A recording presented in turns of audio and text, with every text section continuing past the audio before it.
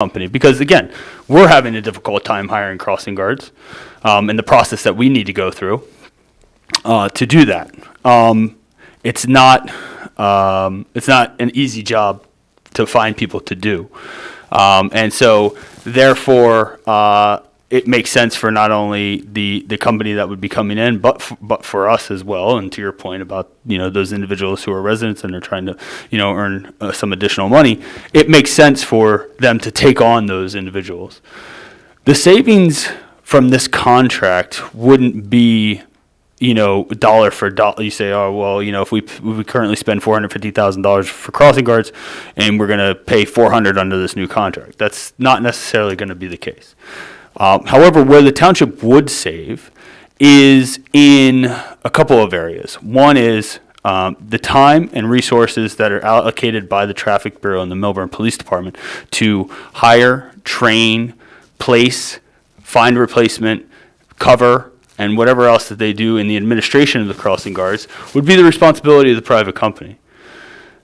Second of all, some savings would then be derived by workers' compensation.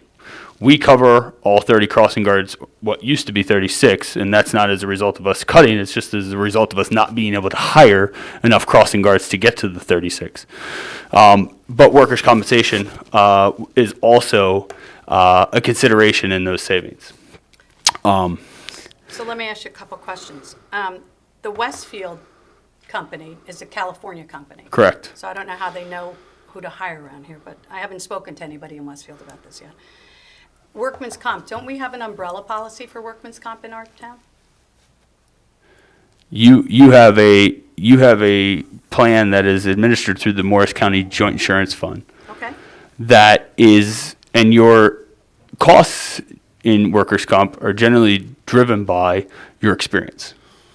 So the more loss you have, days lost or whatever, the more it drives your cost in workers' compensation. Okay, so do we have an umbrella policy in this town for workman's comp? And how much do those crossing guards cost us in workman's comp? And have they ever filed any reports with workman's comp? Ms. Biggins, I'm happy to answer your questions. I'm just giving you Sure. some additional viewpoint on the subject. I can appreciate that. I just look at how much are we saving, and this company that you may put it out to bid that's in California, and yes, they would lock in the current rates for the guards, but then what do we know about the guards that they would hire after that? And what would the rates be for those after that? So then does it go to a $12 an hour job instead of a 20 an hour job, and how do we get people for that? We normally do have 36 crossing guards. We are down to 36. We've lost, I think because of COVID issues, one guard unfortunately passed away from COVID, right? So I just think I'd like to do a little more research on it, that's all. I don't think that we should be putting this out to bid till we can do a little more research on it. That's just my feeling on So, it. Committeewoman Miggins, I'd like to give a little backstory here. Sure. Because when I first came on the committee in 2019, I sat on the PTOC safety. And this was the conversation of crossing guards that I had kind of walked into, that had been this long-term parents not feeling that the crossing guards weren't showing up, and that they were so upset, and there was this huge problem of and that there weren't enough crossing guards, and that they were expecting crossing guards to be there, and there wasn't. So that year I also founded the PSAB with Jennifer Duckworth, and really worked, and one of the major things about that was this crossing guard situation. So this has been a conversation going on now for a good 4 years, even beyond that, where the parents, so yes, the PTOs are involved, and PTOC safety is involved, and PSAB's involved, and there are a lot of people involved in this conversation that got us to, and representatives of PTOC safety, the assistant chair, the co-chair, reviewed the contract. This conversation has been in motion. It got pulled because of COVID. There was a shortage that had nothing to do with COVID. And with a lot of really dedicated people sitting down together, coming up with a solution, this is the solution that everybody agreed on. And I think it's really important that we get this in place for the fall, for the school, And I think it's important that we go ahead and we do it. Even I think I support what Mr. McDonald just mentioned. We have to give it to a professional company where they can actually treat this crossing guards, or not crossing guard per se, but this function professionally, whether it's a California company or a New Jersey company. If they have their presence here, I assume there are some people who are working here as well. They could be registered company in California. People register company everywhere, and they start from someplace and come in here. But what Mr. McDonald said, I'm in support of that too. Again, no disrespect to what No, you no, just said. we're allowed. I think that's fair point. But 36 down to 30, we don't have 6 guards because we cannot hire. We are relying on police to traffic them, or the traffic police, they will get some time on their hand to do the real work that they have been hired for. But we So- still will have police doing traffic duty. That doesn't They, stop. they will do their duty, but they are not going to manage this function. Right. Is that what it is? Correct. They're going to manage the contract, but they're not going to be the ones that would have to fill in at spots where crossing guards are missing, because it will be responsibility of the contractor to make sure that those spots are filled. And can I add, so the parents were getting mad at the principals, and it was like, this crossing guard issue was so huge. So, Well, the principal of Hartshorn does go out every day and helps with the crossing, he's gotten himself certified to do it, that I know. Because he wanted to make sure that, but the question is, who's doing the training? How's the training going? Wouldn't it be nice to know, how is it working out in Westfield? What is the rate of people not we showing up did for that. things? They did Yeah, a I'm- full I'm- analysis. Yeah, Mr. I'm sorry. McDonald did this. He did a lot of research So I'd into love it to and see the got to this report. point. Well, All the questions that you asked are fair questions and fair points. I think and if you can just share that with everyone. yeah, and I think keep in mind too is that this is an authorization to go out to bid. I can certainly provide additional information to you, Committeewoman Miggins, prior to that bid process. But also, I've had conversations with my counterpart in Westfield, discussed their crossing guard contract with them. Even during the pandemic, when we had to lay our crossing guards off, we had to pay unemployment benefits for a short time, things like that. These were issues that all of those communities that didn't have that had the privatization of crossing guards didn't face. So I can certainly provide you with additional information, but this is an authorization to go out to bid. This is not an award of a contract or anything like that. And let me just follow up a couple questions. So we do have an assurance that the current crossing guards would not lose any pay, like, they would be at the same rate that they are now? We have that written into the contract, but we are gonna, in the contract, it'll state that they should hire the current crossing guards. We provide them with a list of those crossing guards and their rate of pay. And their rate of pay? Correct. Okay. But they and- don't have to. They do not have to. I don't think we can require them to do that. But I think my experience in my discussions with other communities that have gone this route, that's what they have done. Yeah. And also, do we have an assurance that that they can find like the extra 6 that we need? I mean, is there It's a responsibility to That's fulfill the their contract. job. so we're confident that they could, fill out the ranks that we need? The other thing that they do is they'll take one of those current crossing guards, because again, as I stated before, we are here and we're attempting to hire crossing guards at all times. We have not had that success. So for a company to come in and say, hey, crossing guard that's currently here, we'll pay you $12 an hour to do the job that you're currently receiving $18 to $20 an hour to do, Right. that they'll never be able to fulfill the contract. How is it that they can hire them and we can't? Where are they doing their advertising that we're not? Maybe Good it's a question special again. thing. The professional, if you ask me, I invest money in different companies.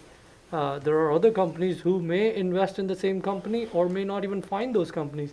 But I'm good in what I do, and some people are good in what they do. So I think it's the professional company. I understand what you're saying. The fear is there. We can't keep living under fear. We need to. It's not fear for me, Yeah. Sanjeev. It's just, how can they do something that we can't do? I'll just provide, I'll provide you with additional information. We can have That'd be this great, discussion. thank you. So this is Committeewoman Eglo. So if we approve this, we're going to be going after the contract, but we're not approving it at this point. So if we just move forward, it just gets us a step closer to make a decision, correct? Correct. Okay, so I think we should move ahead. Okay. Are there any other comments from the committee on any other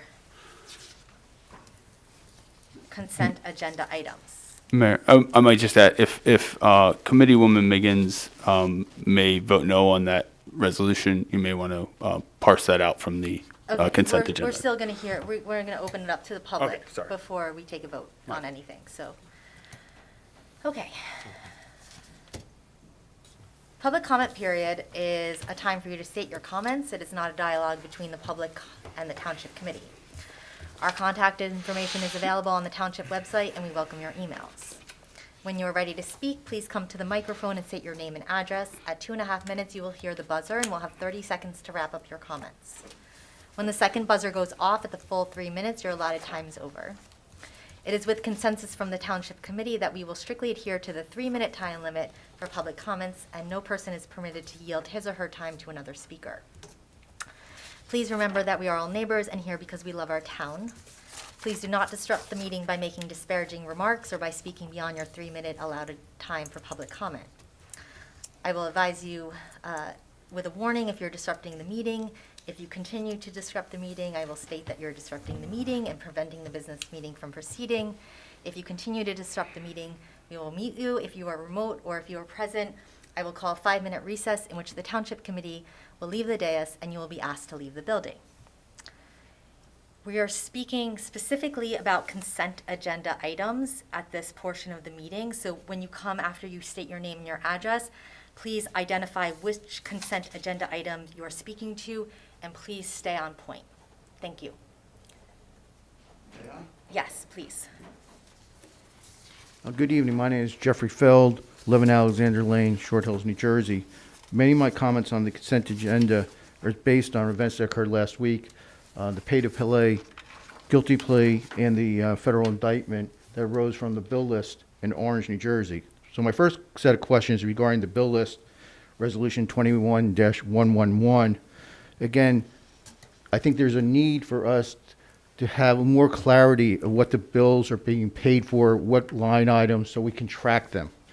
I think that goes back to the S&W, because one of the issues that a lot of communities are having is the amount of snow removal costs and overtime. I do not know how much overtime was paid because of the extraordinary snow system we had in February. And I think the public should know if we're going to get hit with a larger bill, by having S&W, we can be able to monitor it.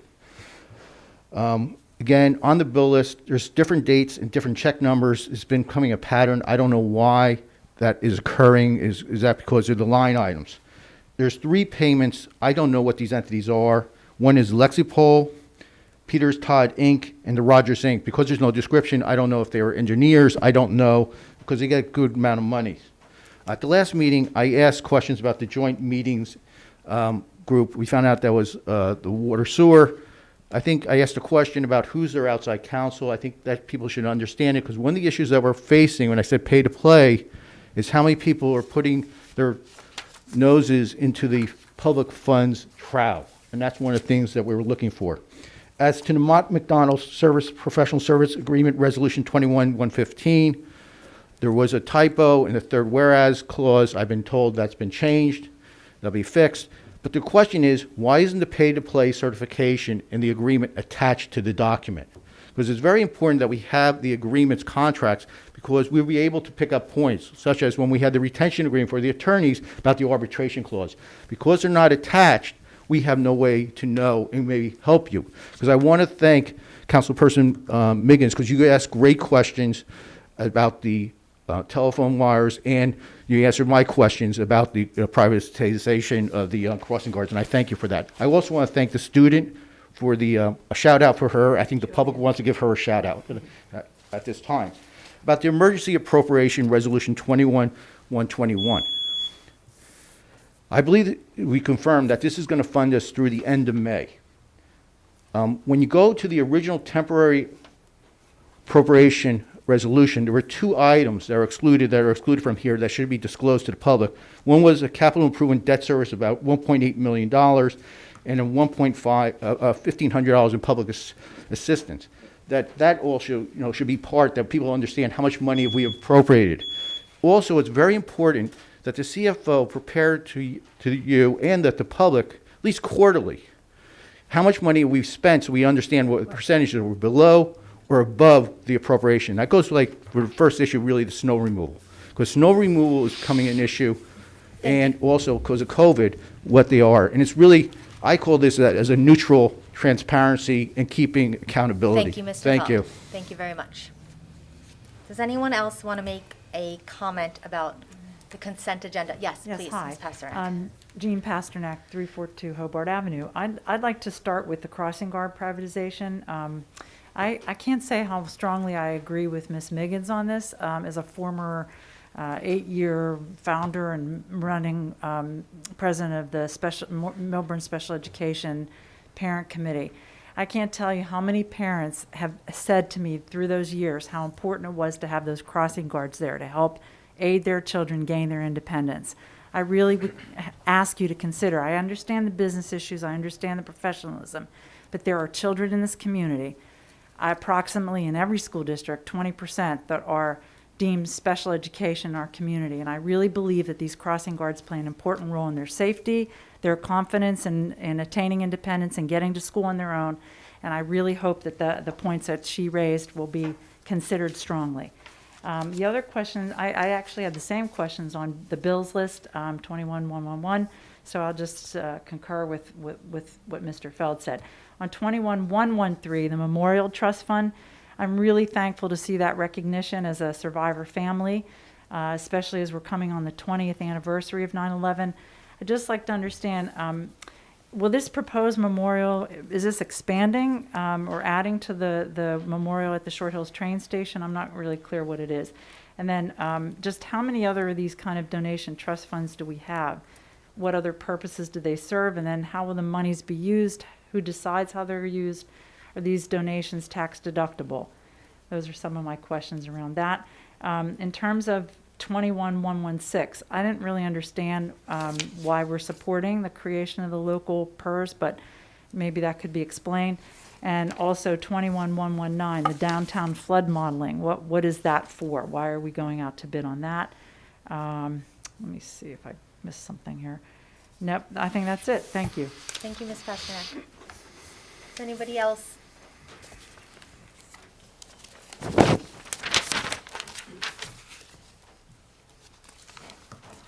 Nancy Stone, 266 Essex Street.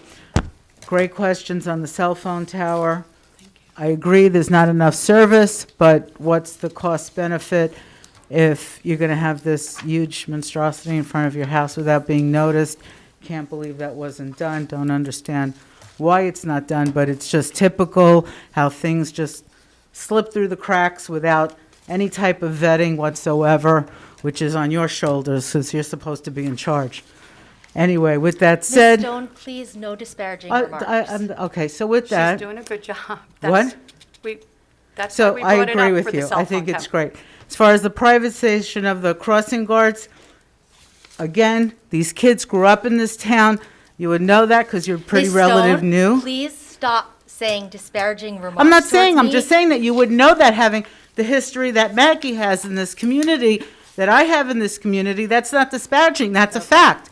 So the fact of the matter is, I was here when the township had the garbage, they handled the garbage. It is quite different now that when we went privatization of the garbage, there's a big difference than when the town had it. And I can tell you that it's not the same. We have to live with it because that's what we have to, that's what you vote on. Most likely Maggie will be outvoted because many made the decision already. But these kids know they're crossing guards. My children had it at Hartshorn. It's like you just, even I wave to them in the morning when I'm coming to work, that I've seen them all these years. So I can't understand why we can't find 6 crossing guards. You have Indeed, you have retired people in this community. Why can't we find 6 crossing guards? The fact that we're sending it to California, we're a community here that has a resource. Tap into it. I'm sure if, through the network, you can find 6 people to fill the spot. It's just awful that we're outsourcing. We outsourced the 911, we outsourced the garbage, now we're doing the crossing guards. How impersonal can you make this town? Thank you, Ms. Stone. Are there any other comments or some online? Stone.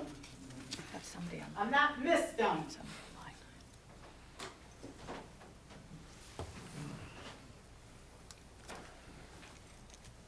Sarah? Or Ms. Sherman? Thank you. Sarah Sherman, 42 Greenwood Drive. Actually, Maggie raised some points about the, Committeewoman Miggins raised some points about the crossing guard privatization, but I come at it from a slightly different perspective. First of all, I guess I thought that you were going to say there was considerable cost savings. Mr. McDonald says that there is some, but it's not significant. What I would suggest, and I understand why you're doing this, because I do remember seeing ads for crossing guards and you weren't able to hire them. But I would suggest that whatever company you hire, if you decide to do this, that crossing guards are properly vetted by that company. I would want to know if they are fingerprinted, just as teachers and substitutes have to be, and that there would be continuity, that, you know, a child does like to see the same crossing guard, that the child would see the same crossing guard and not a new face every week or every month. So I'm not opposed to it, but I just think that there are considerations other than, you know, a child's maybe preference or attachment to a crossing guard that might be considered. Thank you. Thank you, Ms. Sherman. Looks like that's all the consent agenda. Okay, we have more consent agenda comments. Ms. Urso? Dominique Urso, 514 Melbourne Avenue. For someone that was a former student that grew up in Millburn from kindergarten all the way through 12th grade, I can name all of my crossing guards by heart. And it takes away of the humbleness and childhood experience of knowing everyone where you walk, just like your teachers, if you do this type of mass general hiring. So I disagree, and I hope you keep it the old school way. So thank you. Thank you for your comment. Okay, is there anybody that would like to respond to any of the comments? Alex, I'm going to ask you to speak to some of the questions that Ms. Pasternak asked on 21113 about the trust fund. Sure. So this trust fund is being set up as a result of a current project to create a memorial based on 2 pieces of steel that the township has from the World Trade Center, and to honor the 20th anniversary of this event. The trust fund is dedicated specifically for this purpose, to help fund the memorial that will not be an expansion of any current memorial. I think it was important as we work through this that the memorials that are currently in place stay the way that they are. You know, we currently have one at the Millburn train station, one at the Short Hills train station, and one in Taylor Park. This is slated to be placed at the Essex Green by the Crescent, and a call for artists has been put out. This dedication by riders to establish that fund to receive donations for this purpose. It would be tax deductible. And I think that answers the bulk of her questions. She also asked if there were any other funds like this. Yes, there are, but they're established funds that have been in place for a long time. There's a donation trust for the fire department because they do receive donations as a result of responding to particular events at people's homes, and so it was established so that those funds would be used for the purpose of things at the fire department. So that is another donation trust that is established. There's also a recreation trust that, but isn't necessarily with donations, but it can receive donations as well. And who's working on the 9/11 memorial? Yeah, so we put a small group together, Committeewoman Miggins, myself, Mr. Molman, Lieutenant Fatal from the police department, firefighter Marlon Adams, and Bill Pollock, who is a former police officer, and Chris Drucker. Okay. And Crescent Park, by the way, just because most people don't know that, it's the name. It's the park across from the train station in Short Hills, across from the Rackets Club. There's a sweet little park right in there. Okay, great. To 21-116, can you just explain that Sure. for the public? There is currently legislation in Trenton putting forth the separation of the local and state PERS systems. This was recently done at the PFRS pension. Essentially, what is happening is that the pension systems are mixed between the state and the local portion, and the local portion is well funded, where the state portion has not been funded over the years. And by separating these pensions, it allows for better administration of the local portion, which has been funded, which can help reduce the costs of pensions to municipalities. This is wide support from localities and local municipalities. It's still working its way through Trenton, but I think that the support of something like this is the township supporting, the reduction in costs for these types of for the pension system to help it be better funded. So. Okay, and lastly, can you just describe 21-119? Yeah, so we had actually discussed this last year a bit, in which the township had gone through a flood reduction study of the Rahway River as it runs through the downtown area. This was the report, if you may recall, about the potential mitigation projects that could help with reduce flooding in the downtown area. Two of the larger things that had come up in that report were the footer building as well as the Millburn Avenue Bridge. This particular modeling sort of takes all of that a step further in that a floodplain currently goes through downtown Millburn into Taylor Park, and certainly the floodway follows the river. It also is on the east branch of the Rahway River as well. This modeling is meant to take a topographical 2D model of the flood plain and floodway to establish if it is still the same as it was when it was propagated in the 70s. And so I think there's a degree of necessity as the township continues to look through the downtown area vision plan and what the future of downtown Millburn looks like in terms of this floodway and floodplain and how buildings can be built and things like that. It's important to understand what this floodplain and floodway is doing currently.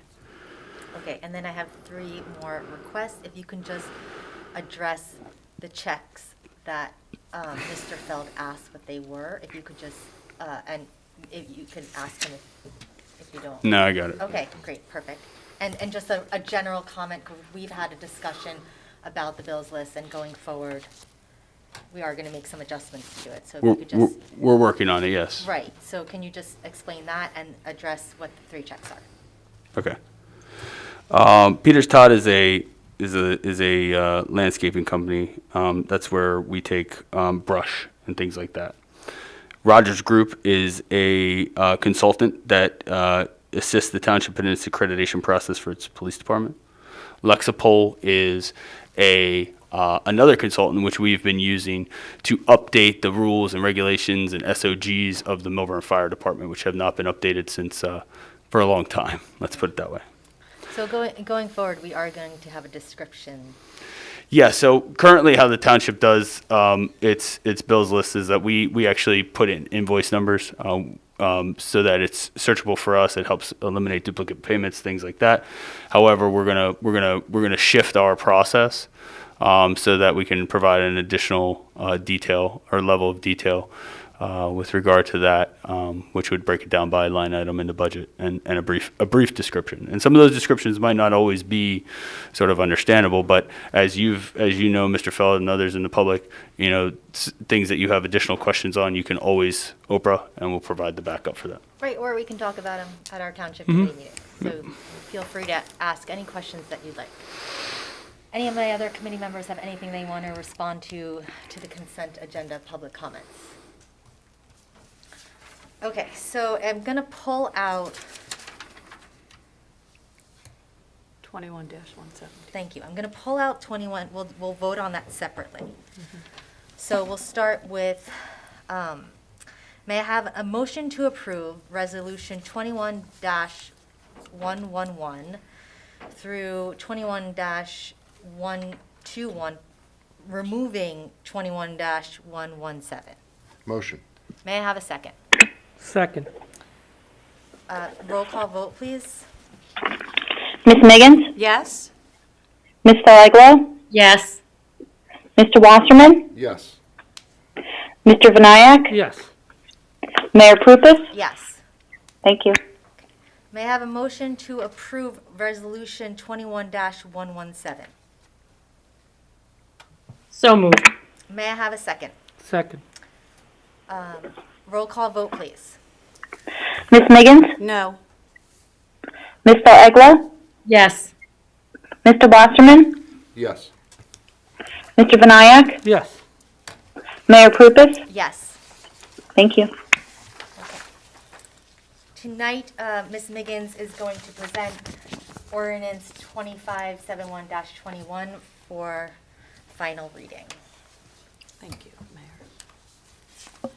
I present for consideration an ordinance entitled Ordinance 2571-21, an ordinance by the Township of Millburn in the County of Essex, New Jersey, prohibiting the operation of any class of cannabis business within its geographical boundaries and amending Section 604 of the Development Regulations and Zoning Ordinance.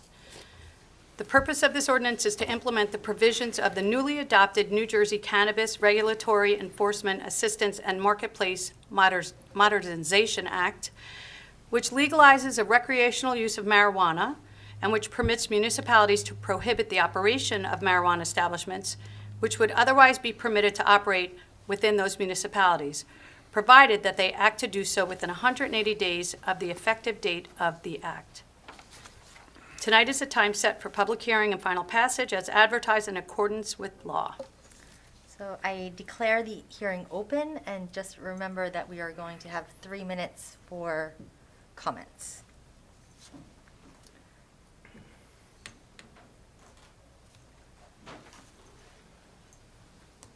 I think we're gonna take, oh, come up. No, you're fine, come up. This is about the ordinance on the business, right? On the marijuana? On the marijuana. Okay, is this the right time to talk? About the, yes. Okay. About the, Dear members of the Township Committee. please state your name and address. Yeah, my name's Michael Pretty. I live at 461 Wyoming Avenue.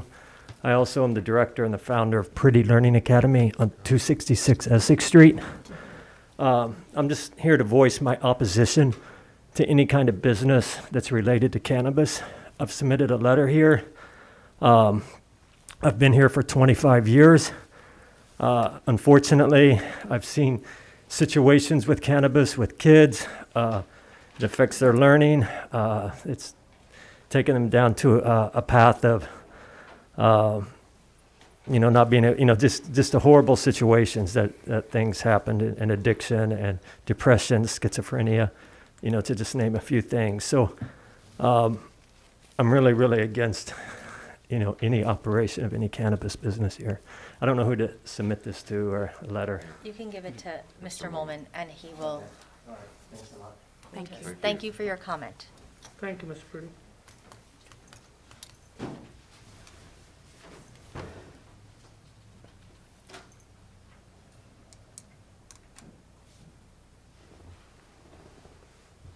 Ms. Lieberberg, She's muted. do you want to unmute yourself? Yes, I just, Jackie Lieberberg, 36 Kilmer Drive. I just wanted to say earlier about the crossing guards that I sat in numerous meetings and also share my support for the outsourcing of them. It was, I could just say that there was countless times that I was, Mayor, I'm just going to interrupt you because we are doing the public hearing right now for Ordinance 2571. I'm sorry, But- I had my hand raised No, I earlier. know, I'm That's so fine. sorry, but if you. That's fine, We'll come back that's to a fine. public comment at the end of the meeting. Thank you. Thank you.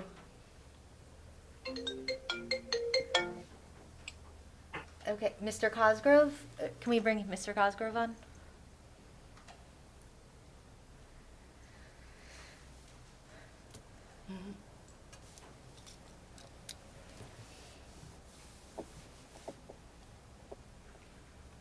Does he know he's muted? He's not. Maybe he didn't mean to. Mr. Casper? Try this again. Can you hear me? We can hear Yes. you. We can hear you. Okay. I think I wasn't fully plugged in on this side. David Cosgrove, 99 Oakview. I did want to speak on this ordinance and basically echo the same sentiments the gentleman a moment ago had. So I do appreciate you folks and Maggie, committee woman Miggins. I appreciate you putting forth this. So I do think it's an important thing not to have these facilities in town. Thank you. Thank you. Is there anyone else that wants to speak on this ordinance before we vote? Okay. Okay. Oh, wait, we have Ms. Owalabi.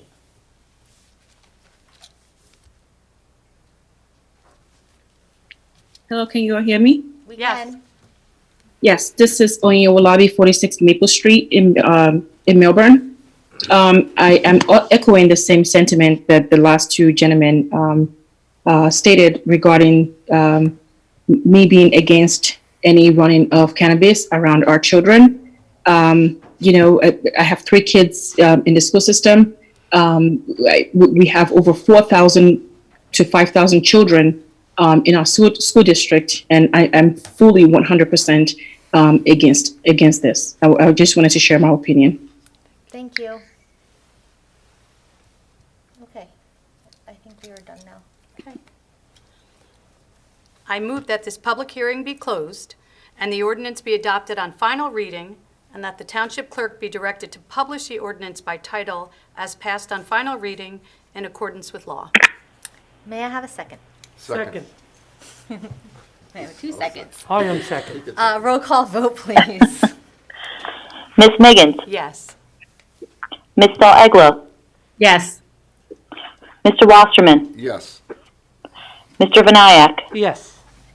Mayor Prupus. Yes. Thank you. I'm going to refer to Deputy Mayor Wasserman to present ordinance 2572-21. Thank you, Mayor. I present for consideration an ordinance entitled Ordinance Number 2572-21, Ordinance amending and supplementing Chapter 7, Traffic, Section 7-29, Speed Limits on the revised general ordinances of the Township of Millburn. Ordinance revision to reduce the speed limit on Millburn Avenue between Wyoming Avenue and the Maplewood Township border from 35 miles per hour to 25 miles per hour for improved safety for motorists, pedestrians, bicyclists while traveling in the township. This revision will bring consistency to the entire length of Millburn Avenue in the township of Millburn to have a speed limit of 25 miles per hour. This is a discussion that's been going on literally for years, I think, and I think that it would be a great benefit to the township to slow traffic down. That area is a speedway, and it's been a source of danger, for years. And I think it would be a great thing for the township to do this, and I fully support it. Okay, I declare the hearing open if anyone wants to make a comment. Okay. You move that. Okay, yeah. I move that this public hearing be closed and the ordinance be adopted on the final reading, and that the township clerk be directed to publish the ordinance by title as passed in the final reading in accordance with the law. May I have a second? Second. May I have a roll call vote, please? Ms. Miggins? Yes. Ms. Ball Eglo? Yes. Mr. Wasserman? Yes. Mr. Vinayak? Yes. Mayor Prupus? Yes. Thank you. Once again, I'm going to refer to Deputy Mayor Wasserman to introduce ordinance 2574-21. Yeah, I would like to present an ordinance entitled Ordinance Number 2574-21, Capital Ordinance of the Township of Millburn in the County of Essex, New Jersey, authorizing the making of various public improvements and acquisitions in, by, and for the township, appropriating therefore the sum of $1,624,700, and providing that such sum so appropriated shall be raised from the capital improvement fund of the township. So these are capital improvements to the township. Many of them have been discussed, but I don't know. Alex, do you want to provide an overview of some of the capital that we'd be providing to do these, Sure. some of the jobs? Be happy to. So these capital improvements vary from fire department, Department of Public Works, police department, engineering, as well as some general capital items. In this particular ordinance, which is a capital improvement fund, which is the cash side of those of our capital ordinance, the police department will be getting things such as body cameras, which are going to be mandated by June 1st, radio improvements, a Windows server. There will be a partial replacement of the fire department's tower ladder, which is a big truck and a big expense, but we'll be doing that over a few years. There will be 2 dump trucks for the Department of Public Works that are 25 plus years old, and there is going to be money appropriated for the streetscape and planter project with the tree planters, as well as lots of road improvements, close to 50,000 square yards of micropaving, as well as multiple reconstructions of roadways, as well as a lot of drainage and sanitary and storm sewer improvements in various particular areas of the township. Thank you. So these are all direct investments in our township. Correct. This includes Troy Drive. Yes. Good, thank you. And it includes beautiful solar trees. Anyway, are we ready to? Yep. Yeah. I move that this ordinance be taken up and passed on first reading, and that the township clerk be authorized to have the ordinance published in accordance with the law in the item and for hearing and final passage on Tuesday, May 18th, 2021. May I have a second? Second? Roll call vote, please. Ms. Miggins? Yes. Ms. Ball Eglo? Yes. Mr. Wasserman? Yes. Mr. Vinayak? Yes. Mayor Prupus? Yes. Thank you. We'll moving along to old business. The first topic is business advocacy zoning regulations update. Mr. McDonald, can you give us an update, please? Yes, Mayor. So the township is continuing to work on, which has been discussed at previous meetings, continuing to work on some zoning changes that are geared towards business advocacy and being more business friendly here in the township of Millburn. These include the elimination or the elimination of parking requirement in the B4 district, as well as other permitted uses in the B4 and B2 and B3 districts. And the last one is the making restaurants a permitted use in the B4, B2, and B3 districts. That last one in particular is the one that I think has received over the past year or so the most conversation, consternation, and other various discussion. So we had a public information session and discussed these ordinances, had an open dialogue regarding these ordinances, and this particular ordinance that would address restaurants that are currently a conditional use in the township to become a permitted use. Received, we had a good discussion on this, and I'd just like to kind of go through it a little bit so that the committee has that understanding as well as the public. So currently, the township does not allow restaurants. They're a conditional use. What this ordinance will do is create a permitted use. However, the permitted use has a condition upon it. If it is within 125 feet of a residential zone, this current ordinance in this current draft would provide additional supplementary conditions upon that use. And it would go before the planning board. Again, in the B3 district in Chatham Road, Upper Millburn Avenue, which wraps around to Bill's Army, the former Bill's Army Navy, these areas tend to be the closest proximity to a residential lot line.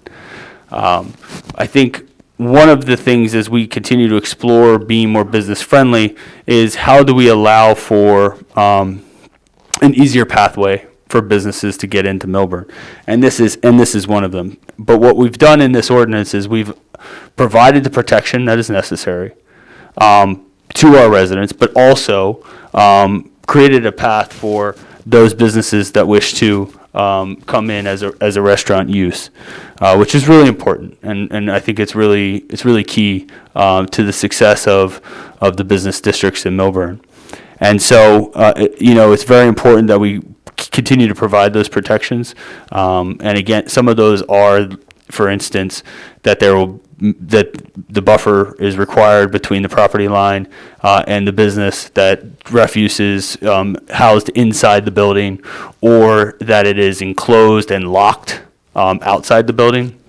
Particularly in the B3, that there's no outdoor seating in the back of a property, that the entrance to the property is from the front, from the street. Which are all kind of seem obvious, but I think are very important to clarify and make sure that they're in this, which they were never there previous.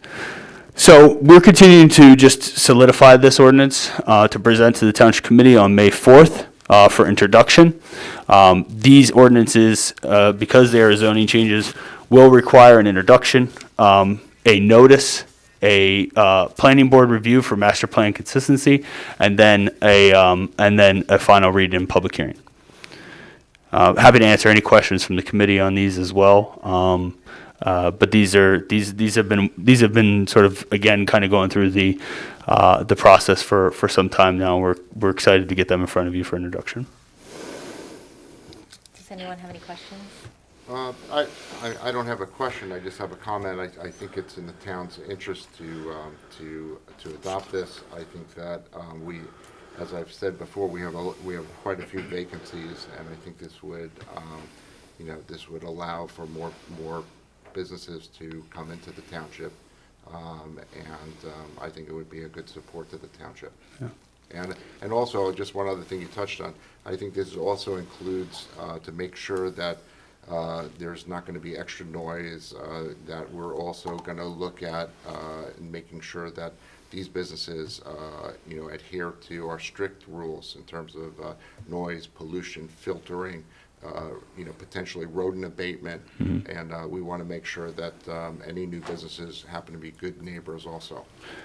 And So- that segues us into the next number one. two. Yes. which There is the- just one thing that I did want to bring up on these ordinances, just so that it's out there, is that we are looking to make an additional change to the B2 to allow for co-working space. It's not specifically specified right now that co-working space is allowed in the B2. And there's no restriction on office use in the B2, whether it's on the ground floor or anywhere else, but there is no specification that co-working or shared workspace is allowed, so we want to make that change. Could you tell people where that is So, approximately? yeah, sorry. Jesse, do you have the zoning map? Jesse will bring it up quick so that everybody so has. people follow. Yeah. So the B2 is on Morris Turnpike from Mavis to Benihana. The B2 is also on Millburn Avenue from the former Annie Says building to the CVS building. Okay. The B3 district is Upper Millburn Avenue from Short Hills Avenue to Bill's Army Navy, or the Mavis Tire. It's on Chatham Road, the only business district on Chatham Road. And then, of course, the Central Business District is, the downtown. There's also a B3 zone, which just incorporates ShopRite as well. So the B2, in particular, is a lot of office space or a lot of strip plaza type areas, there's, I think, an opportunity to allow for some co-working and shared space on the ground, in those areas.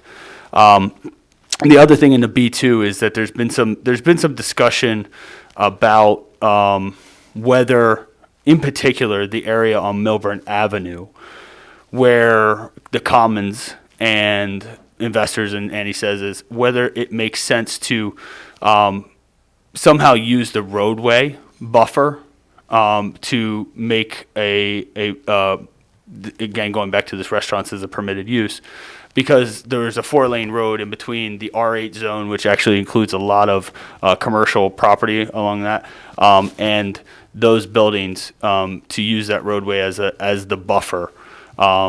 And because the lot lines do not abut one another, they're actually abut in the dissected portion of the road, to allow so that restaurants could then be a permitted use in that area as well, because you can imagine those commercial areas could see some significant activity in terms of restaurant use. I mean, Jade Lake's over there and things like that. So just wanted to also bring that up on this. So segueing into the next portion, which is what Deputy Mayor Wasserman was talking about, is some additional ordinances that were also being considered in this. And one is to address noise levels. The DEP has a model noise ordinance that establishes noise at a certain decibel level, and you have to, if you want to really attack noise, you have to sort of go that route. And you establish that by certain hours, and the decibel level that is established at the DEP level, you have to have an instrument to be able to read that and go and to enforce it, because noise can be very subjective.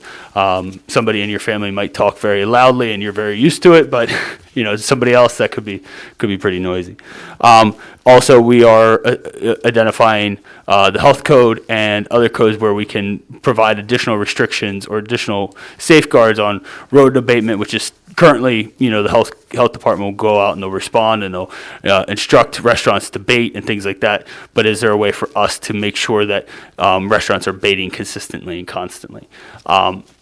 And lastly is to establish a business registration process so that as we eliminate the parking requirement, particularly in the central business district, but this applies to all of them because it's important, is that we're eliminating the need for businesses when they go before the planning board to have an arbitrary number sort of attached to their application and say, oh, well, we're looking at this and we think that you should buy 13 business permits, not knowing whether that really applies to the operation of that business or not. We want to make sure that businesses feel comfortable coming to us and, filling out a form and saying, we actually have 4 employees. One of them comes in by the train. We need 3 permits. Okay, verify, and so that we have a registration process that makes this a little bit more fair, understandable, easy for our businesses to process, especially when it comes from parking. But it also allows us to have a way of collecting information, contacting, and all of that stuff. So that's also in process and will be drafted for the Township Committee. Great. Does anyone have any questions about the general code updates? Well, go ahead. I do have one thing. I don't know if I sent you something no, I sent it on Monday, some pictures. Is there, and you might not have gotten them, maybe they were too big, but as I was walking over the weekend, I saw businesses dumping things that concern me and open garbage containers. Are they not supposed to be, like, as you're walking by the river, should you be seeing 6 or 8 open garbage containers? So it's the short answer is yes. Those are the backs of the properties. They had not been instructed to put them inside. Remember that a lot of these buildings in the downtown are old, that fitting a compactor inside the building is difficult and costly and may not be feasible. But, I think to your point, Committeewoman, is that, is there a better way to mask that? To mask it, and also the dumping. Yeah, well, that's obviously, depending on what it is. I mean, you appears said to have been ice, it's, ice, yeah. but But that's also, still concern. that is, yeah, and that's something that you can always call. Who do you call on a weekend? On the weekend, the non-emergency number, 7001. They'll get the right people out there to respond to it. Okay, thank you. And I just had one other question that dawned on me, that, sometimes when a business is vacant, and the landlord, we all assume that the landlord is supposed to make it relatively broom clean, because that's their property. But there are a couple violators in the township, and it really bothers me that there's an empty retail space and there's garbage on the floor, the windows aren't clean, there's nothing in the windows. And when people look in, it looks like somebody evacuated the premises in the middle of the night. I'm just wondering whether that's something that we could address. That a property should be broom. There's an expectation that the property should be broom clean when a retail front is vacated. I mean, is that something that we could look into, or is it too late to do it on this? Well, I wouldn't say it's too late. I think the question would just be in the amount of time, how many times have we run into this particular situation? And, I think you're dealing with a very subjective sort of, aspect to, what's broom clean and what's, it's something we can look into. I have not seen that type of ordinance or understanding. In real estate, when you sell a house, it has to be broom swept clean and free of debris, or else the house doesn't close. So it's a matter of if somebody's leaving a property, there shouldn't be things, there was bottles and papers, and it just looks messy. It just- Is that by state statute then, or? Well, you don't have Is to that- close, it's part of your sales contract. Right. It's part of your sales contract. Okay, we'll take a look at it. We just assume it's being done, but not always. So we need to find out if it's legal to Right. allow for that. Okay. Okay. Wait, I just want to share one thought. This is Committeewoman Eglo. Yes. I do want to share my thought on the 125-foot setback. It might not be the most popular thought, but it was part of the info session we had. And we keep talking about making Millburn more business-friendly, more inviting to restaurants and other types of uses.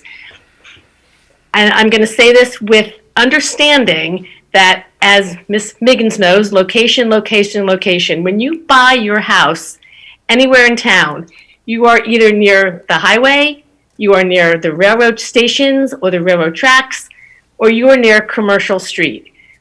When you buy your house and it abuts to Millburn Avenue or Mars Avenue, you know that when you've purchased your property. And you know that there was Bill's Army Navy behind you, or you know there's Mavis Tire or Firestone. These are things that exist when you buy your house. Right now, during the pandemic, the trains were running at a much less velocity. And now they're going to be, and a lot of people move to town, and they might be shocked come September that the trains run very frequently, and they start very early in the morning.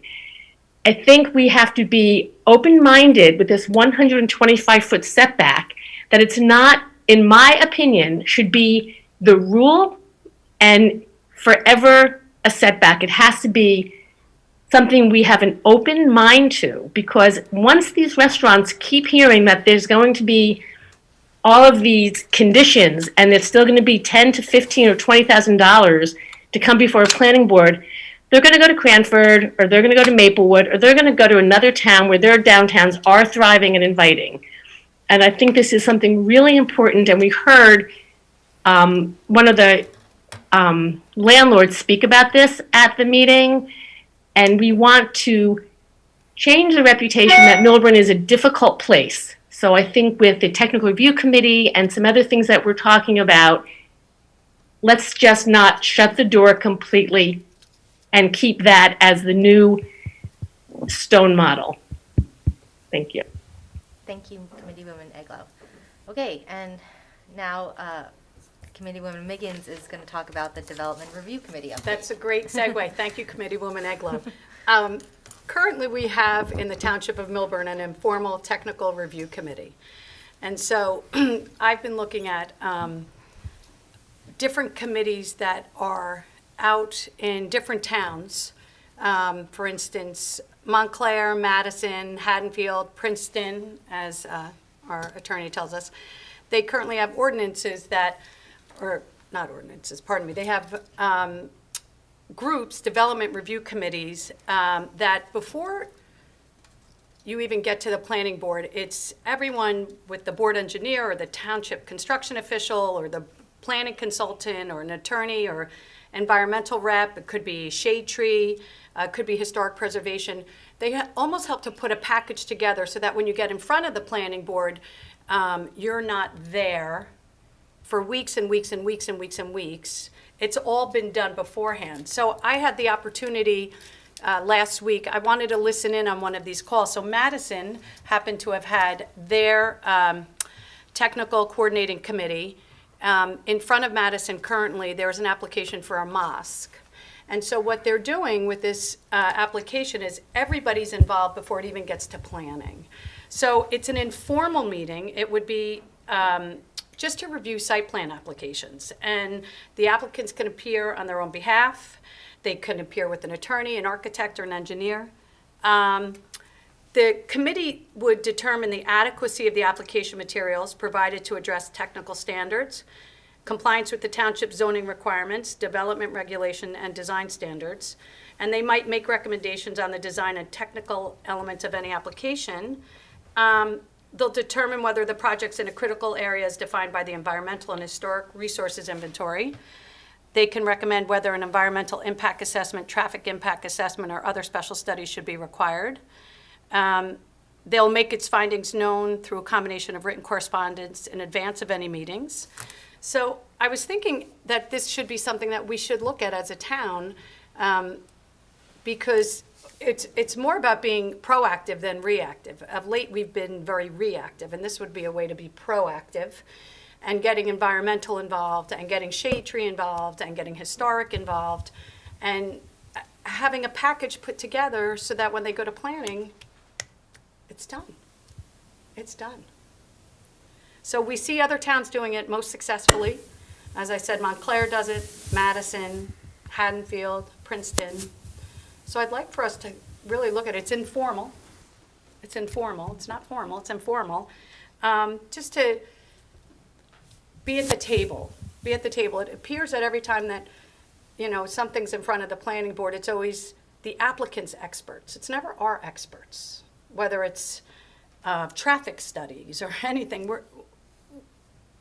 We have no say in the matter, I guess is what I'm trying to say. So it's something, of course you get the fire department involved and the police department if everybody signs off on everything.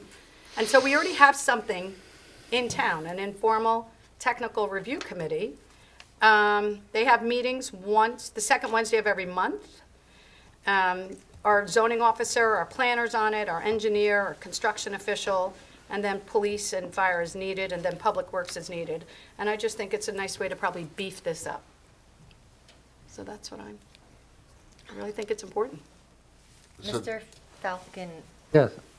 I took a look at the materials that the committeewoman circulated as to Montclair. I also provided her, and I think you too, Mayor, with Princeton materials. I think it would involve an ordinance amendment. And I wanted to make sure that you understood that when a matter goes to the planning board and you need a traffic expert, the town can get a traffic expert and it gets paid for by the applicant. Mhm. So there's no inability to get the experts at the planning board that you need to have and have them paid for out of an escrow that's posted by the applicant. But I also recommended that when we get to the point after, I guess, we get the information together that we need to take a look at, that we form a working group to make sure, as we always try to do, that what we do is in conformance with the municipal land use law. But because anything that a municipality goes to do to regulate the use of someone's property has to fall somewhere within Sure. that municipal land use law. So we will want to vet it and make sure that it's sustainable. But Absolutely. And this is a forward-looking idea, and Thank you. we should be able to pull it together and get it done right. That would be awesome. And as we see other towns doing it, so we know that it's successful, and I think it's important that we're in charge. That's all. More proactive. Thank you. Nice work, committeewoman. Thank you. Thank you. I would also concur. I think, part of this is also to make sure that we get the best, that we have an excellent product at the end of it. So maybe a little input at the beginning of the process, could make a big difference. It was very interesting to hear the applicant in Madison who's building this mosque. And everybody was prepared. Everybody had the right questions. The applicant and his attorney were amenable to changes. So it just seemed like it didn't get stuck in the mud. It just appears certain things just get stuck in the weeds. Yeah. And it's a nice way to move things forward. And our Perkins Eastman, as part of their process, recommended that we make that review committee more flexible and available, and so I'm just throwing it out there that we should make sure that whatever's put together, it's not, 1 hour once a week, there has to be some flexibility, so. Absolutely. So we can make sure that we're not impeding somebody, but we're helping them and we're helping the town. Right. Because there's no attorney even on this. Yeah, And it's an hour here, and then it's like in a week. yeah. Okay, great, thank you. okay, so it seems like there's a lot of consensus, so do you want to keep Keep moving keep ahead on on keeping that? on. Yes, ma'am. Great. Okay, next up on old business is Mr. Joe Marazides here to talk about the redevelopment process with us. And specifically, we have a subcommittee that is discussing the redevelopment of the DPW site.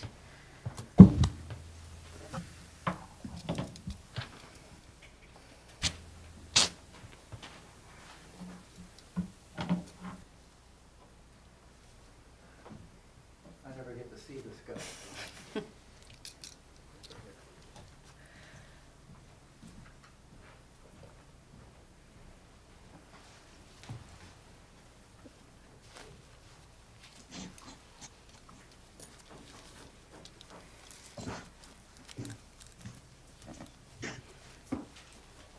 Good evening.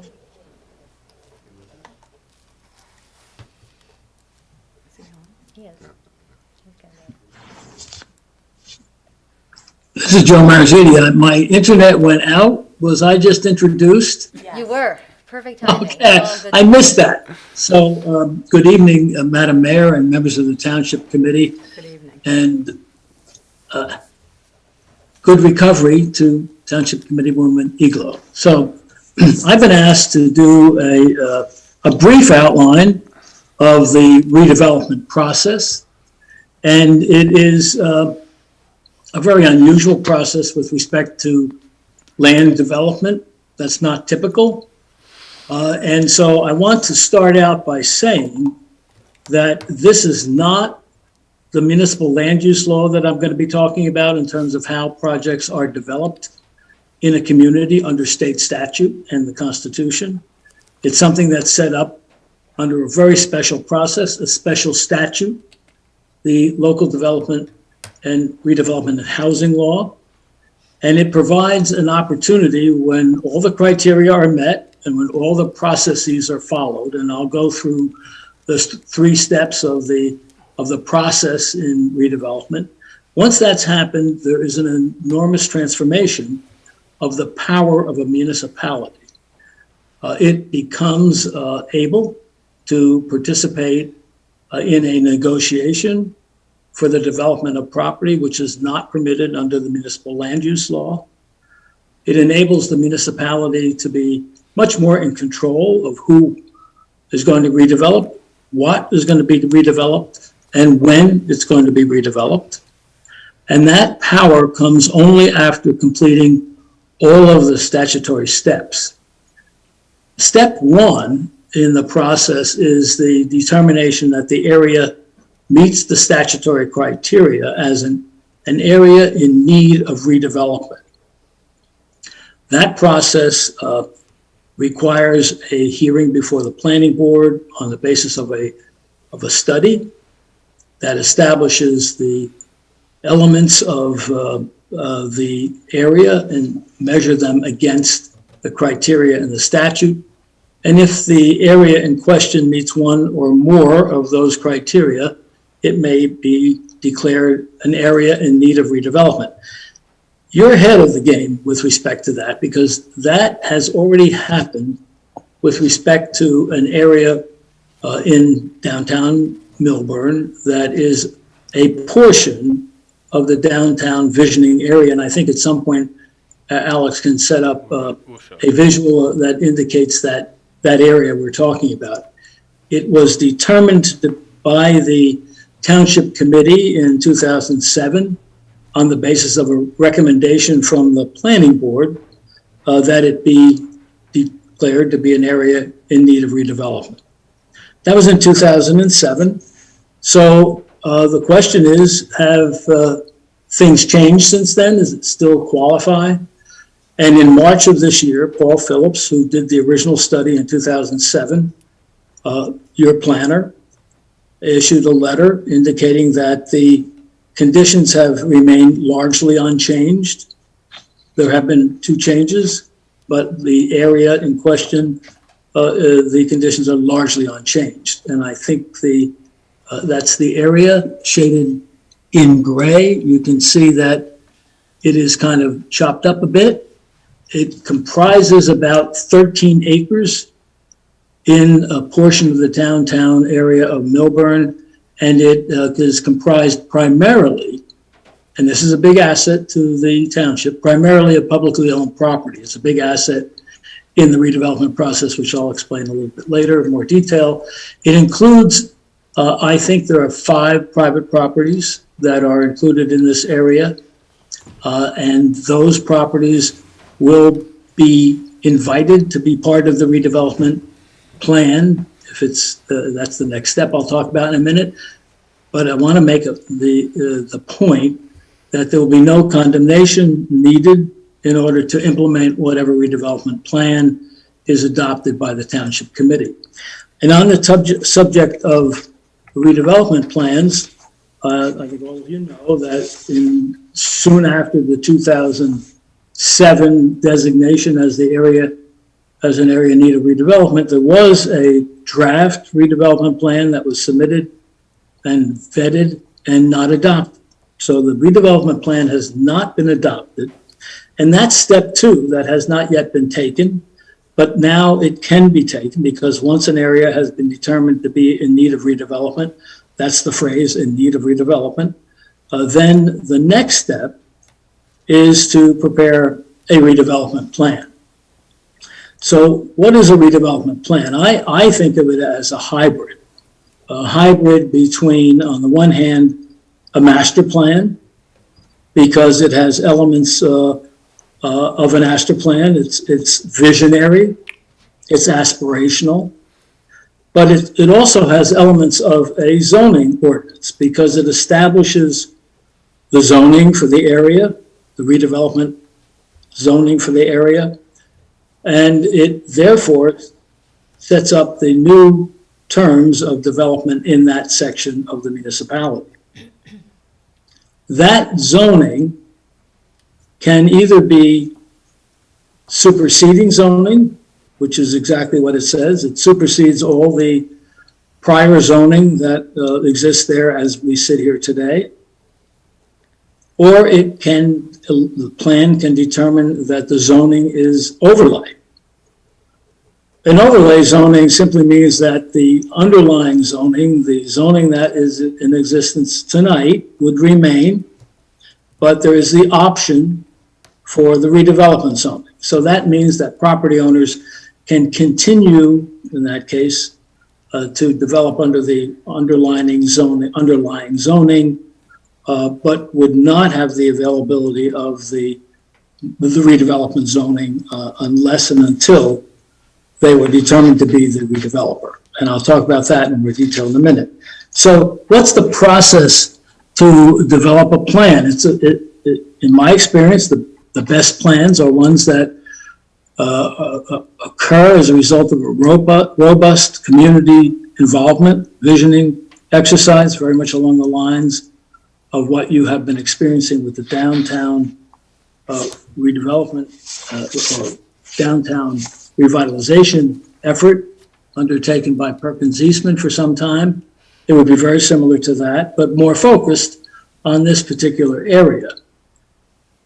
Once the plan is drafted with the assistance of consultants and the members of the community and certainly the governing body, it would be forwarded to the planning board for review. The planning board's review is for the purpose, just as Alex was talking about before with any land use ordinance, it's for the purpose of determining whether the proposed plan is substantially consistent with the master plan or is designed to effectuate the master plan. That's the role of the planning board in terms of reviewing the draft master plan. They have 45 days to review it. The master plan, the redevelopment plan may not be adopted by the township committee until they have heard from the planning board or 45 days have passed. Now, the question also comes up, what happens if, and I wouldn't think that would be the case here, but what happens if the planning board says that the master plan is not substantially consistent or designed to effectuate the master plan? In such a case, the township committee by a supermajority vote can nonetheless adopt the master plan, the redevelopment plan, as long as they set forth on the record the reasons why they are taking that position in spite of the determination by the planning board that it's not consistent.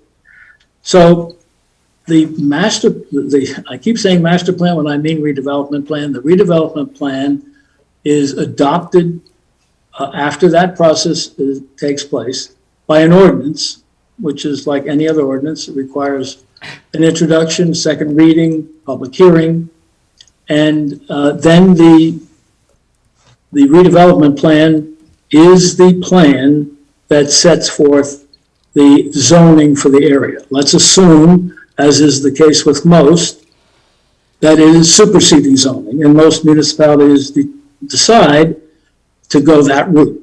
Why? Because they've spent a lot of time on making the effort to determine the area to be in need of redevelopment because it's not properly redeveloping under the current zoning. And so the thinking is supersede it and provide for redevelopment. Now, once that step is taken, and only after that step is taken, are the powers that are unusual for a public body available to the governing body, which in Millburn serves as the redevelopment entity. And those powers basically allow you to implement a public-private partnership where the municipality, through the selection of a redeveloper or redevelopers, maybe more than one, enters into a redevelopment agreement. And that's the pole star of the whole process, the redevelopment agreement. That's the key document. The other documents get you to that point. That's the key document because that's the document that determines who's going to do the redevelopment and what is it going to look like with very specifics, if you want them, and when will it happen. Now, the who, what, and when elements of the redevelopment agreement are not options for the municipality under the municipal land use law. Once a zoning ordinance is adopted, a property owner who has an application that complies with the zoning ordinance may appear before the planning board and be approved as of right. And so that process enables anyone who owns property to decide to develop it. Some people know how to do it, and some people don't. It provides that entity, that property owner, submits a plan for development of the property that fits in the four corners of the framework of the zoning ordinance, which sets forth outlines, certainly property lines and setbacks and so on, but not aesthetic features and things of that sort. And once you have a zoning ordinance, you don't know when that zoning ordinance is going to be implemented. There's not a time frame. Property owners will decide when they want to do it, if they want to do it.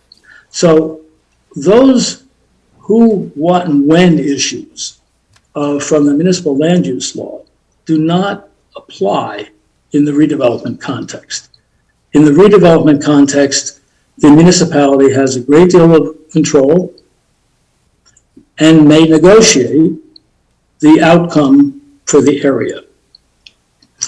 The effectiveness of their negotiation is all dependent upon the leverage that the municipality has in that conversation, like any other transaction between two negotiating parties. In the case of Millburn, Millburn has an enormous amount of leverage for at least two reasons. One is because it's Millburn. It's a very desirable community, and redevelopers will be very eager to take advantage of the opportunity to participate in the redevelopment of Millburn. But there's an additional reason why in this particular case, Millburn has even more leverage, and that's because so much of the property, as I mentioned, is publicly owned. I acknowledge the fact that in some cases, those sites are occupied by needed public facilities, but those facilities are publicly owned. And so that is an advantage in the negotiating process because the assemblage of property and the acquisition of property is always a big issue in negotiating a redevelopment agreement. And that's an issue that is in control of the township in this case. So I've been mentioning that the redevelopment agreement in the process allows you to determine who, what, and when. So now I want to talk about the who. The who is the redeveloper that is chosen by the municipality. And the municipality, the redevelopment entity, may choose a redeveloper in accordance with its decision about what it wants to the redeveloper, what qualities the redeveloper should have in order to undertake the project. And so it's not everybody who can develop an area like this. It's not everybody who will be qualified to do it. The process for selecting a redeveloper in New Jersey at the moment is very flexible. There's no statutory requirement that there be a bidding process, a competitive process, public process of any type. A redeveloper may come to the table and make a phone call and be selected based upon conversations. That's not the practice, although that is the legal possibility.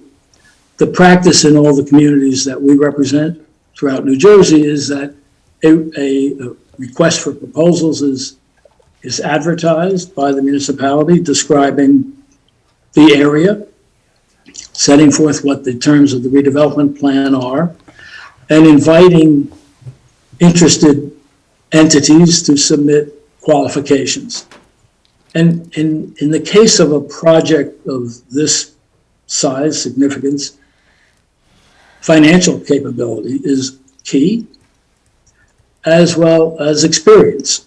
And so in the communities that we represent, I have been part of committees that have reviewed proposals from proposed redevelopers and have been evaluated on the basis of not only what their financial capability is, what their experience is, but also, very importantly, what their preliminary proposal is to develop the area. Because the redevelopment plan, although it can be very specific, doesn't need to be, but it can be very specific, it will nonetheless have lots of details that have to be filled in. And when I have been talking about who, what, and when, the what is very important. And in redevelopment, the community can determine exactly what is going to be built. You can't do that with the utilizing municipal land use law. You can get into aesthetics. You can get into also community benefits as part of the redevelopment agreement. So when the RFP is submitted and respondents come in, you want to know what their preliminary thinking is. And typically at the end of that process, a redeveloper, a conditional redeveloper is selected. And the practice that we have recommended to our clients is that there be a designation of a conditional redeveloper conditioned on the negotiation of the full details of the redevelopment agreement, because that's a document that will be very significant, very long-term, more often than not. Projects take a number of years to implement.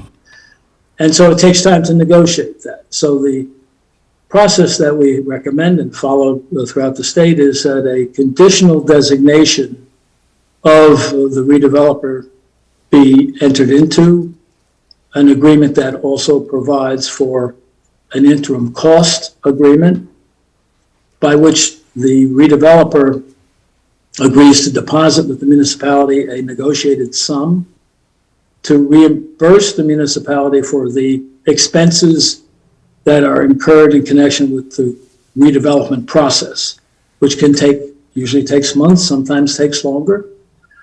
And that sum of money can be replenished as it's depleted and will pay for all the professional expertise that the municipality decides it needs in order to vet the project and negotiate the most appropriate deal for the public. And part of that process is also a financial analysis of the project, not only of the redevelopment entity, but of the project itself, to look at the pro forma of the project and to determine the extent to which the municipality can negotiate in exchange for selecting the redeveloper community benefits that are not available under the municipal land use law, that can go beyond the municipal land use law requirements that limit what a developer can be required to pay, because a developer can only be required to pay under the municipal land use law for those improvements that are needed and necessitated by their development. That's not the case in redevelopment, so we look to see what the delta is, what the profit level is through the analysis of the pro forma, and negotiate, give and take, it's a horse trade, other benefits. Maybe payments for an open space trust fund. It may be adding different green spaces to the redevelopment area. It may be other types of community-identified needs. We've had a negotiation where a community gym was provided as part of a redevelopment project. So these are things that are not possible under the normal way that you develop land in New Jersey. And once the redevelopment agreement is negotiated and entered into, it is a binding contract, and it commits the redeveloper to develop the project that has been described in the redevelopment agreement on Exhibit A. So there's not a bait and switch kind of a thing. You establish exactly what's going to happen. And Exhibit B is the project schedule. When is it going to happen? And that is, in a nutshell, there's lots of details I've left out, but that in a nutshell is the redevelopment process. And I'm happy to answer any questions that members of the Township Committee may have. Thank you for your attention. Thank you, Mr. Mariziti. Does any of the committee members have any questions at this point? I understood the presentation, but why is it there is what I'm trying to understand. Oh, why is he giving the presentation? Yeah. Because we have a subcommittee working on the redevelopment of the DPW site. So is this because of the perk easement recommendation? Or Yes, is it? exactly. So out of the vision plan that we went under through that process, there were 4 main initiatives that came out of the vision plan. One was the Taylor Park entranceway. Yeah. One was two-way traffic Two-way circulation. traffic, okay. One was the business advocacy, development, and zoning issues. And then the 4th one was the DPW site. So we have a subcommittee. We've had our first meeting, right, which I reported on.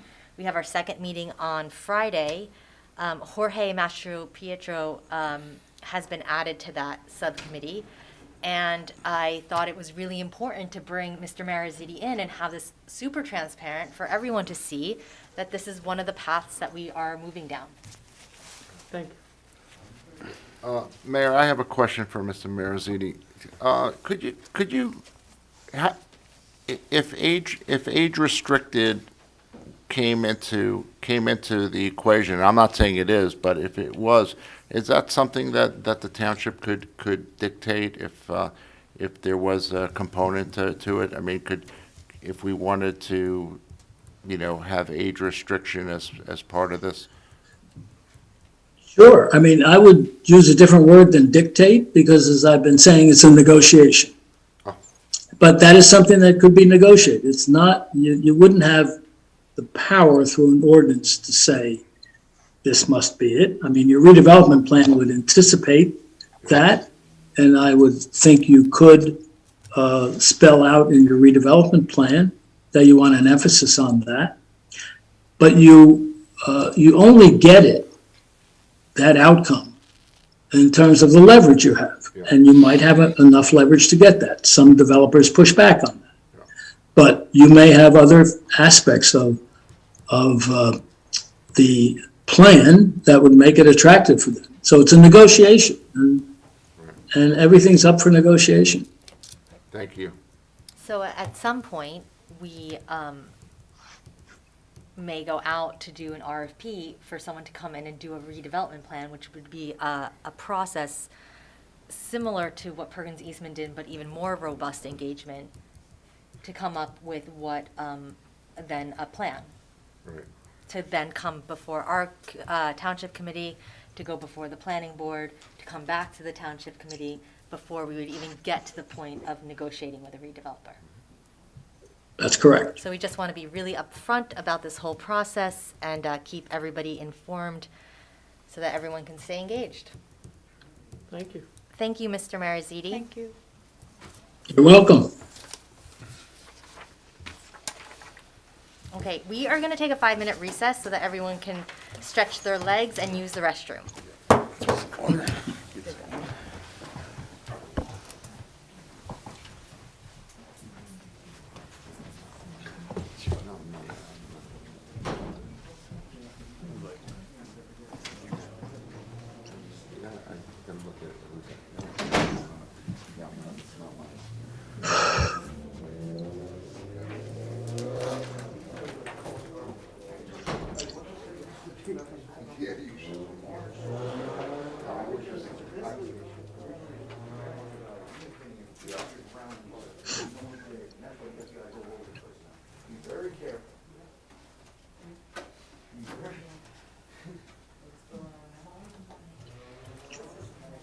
Maggie, thank you for asking those questions earlier.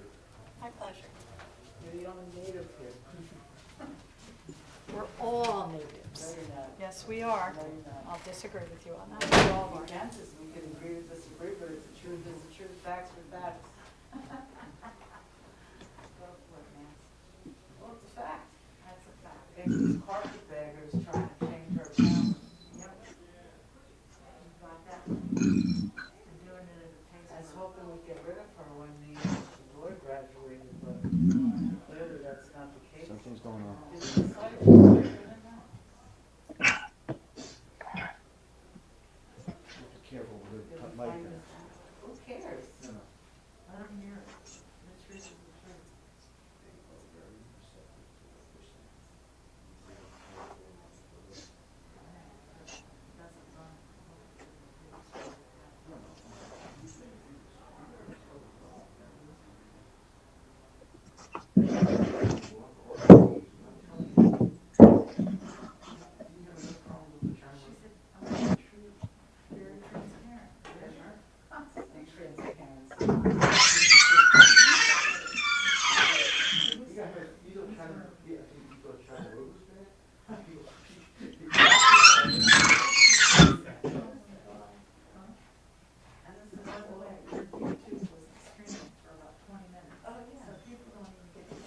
They have to see it tomorrow, so they can't call. It's not transparency. No. I don't see the transparency. Oh, you know how crazy it is now buying property? My daughter is in Seattle. Oh, wow. They tell you the list price. So, Basically, you have a beautiful proposal to do a 25 to 30% of the list price. That's how crazy it is. Then, if you made an offer, he goes, we lost it, because the person was willing to take a call back within 10 days. in a suitcase. Oh, man. I go, Debbie, there's no way, with that amount of money that they're talking about, because the real thing you have to understand, because interest rates are so low, it's jacking up the price. Because the mortgage payments are so, Yeah. you don't have to pay the interest. Yeah. Stay on that. And what happens when interest rates go up? You barely get the principal back. That's always trying to explain to them. Yeah, I gave it up for my coffee a while back. Oh, I used to drink it. I just drank a lot. Yeah.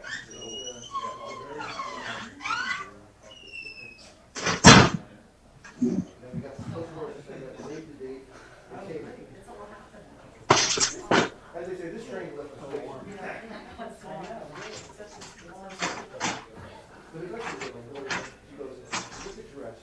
She went with her girlfriend, she had a girlfriend that she was in Oasis, so looked at it. We're in Seattle, we went an hour out of Seattle, we're heading. So, but they zoomed in like, what? So my wife watched all these dresses going on, so when she came, they picked up the sign. So, yes. That's just sad, though. That stinks. It's so hard to get, for my wife, She's okay with that. I mean, Yeah. I mean, it's not, It's not worth getting all this down. Stuff you can't do anything no, about. we did everything we really, we got everything really, like the guy. And we got the real, mandate. Exactly. 3.3 hours. Well, I saw that, but it's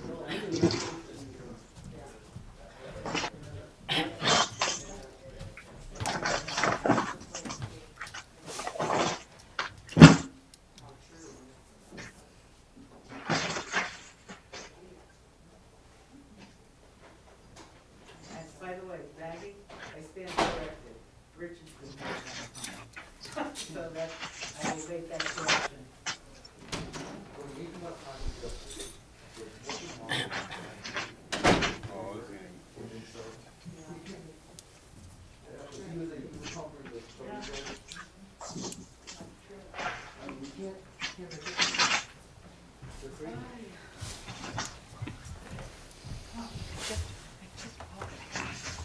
Can't wait to see if they fit. I hope they do. It's called Seasons. I saw them online.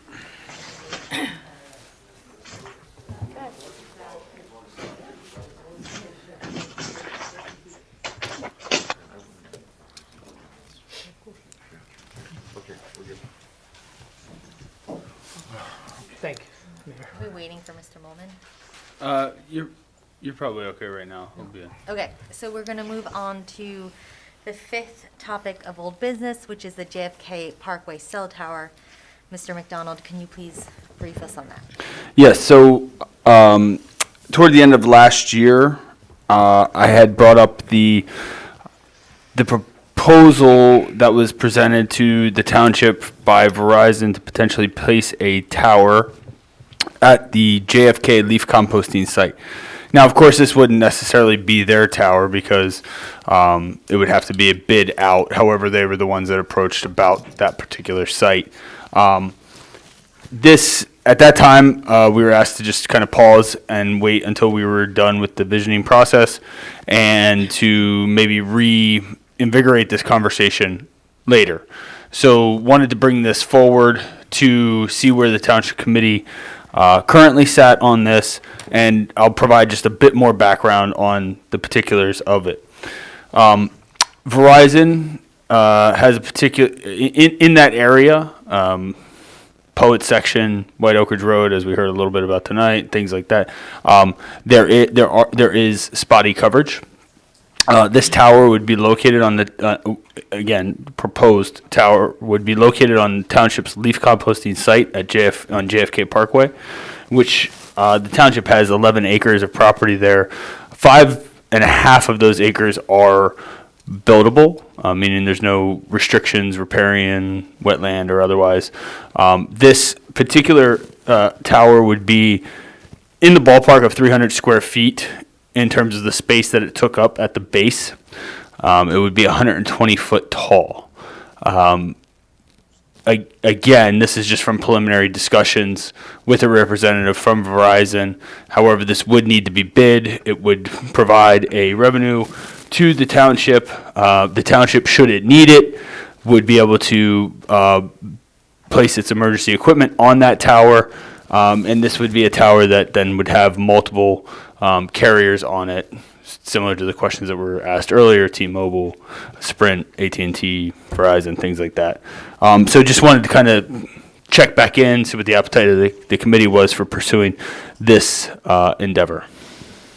Mr. McDonald, you said it's 11.5 acres? 11 acres total at that location. However, only 5.5 of those acres are actually out of a restricted type of area. I'm on the rec commission, and they've been looking for field forever. I would like to allocate that towards field if that is also the possibility. Well, I think that's certainly a much larger discussion, and I'm just kind of, and I don't know that changes the conversation about the 300 square feet for this particular use. If you had a field up there, or if you had leaf composting, or if you had, a recycling center, whatever it might be up there, the 300 square feet, I think is still, unless you were thinking of putting something that would have people would have an adverse reaction to having that type of use there. I think any one of those, continues to satisfy. So, but I do think that's probably a little bit of a larger conversation. Right, I'm absolutely open to what other committee members has to say, and maybe I can understand it more.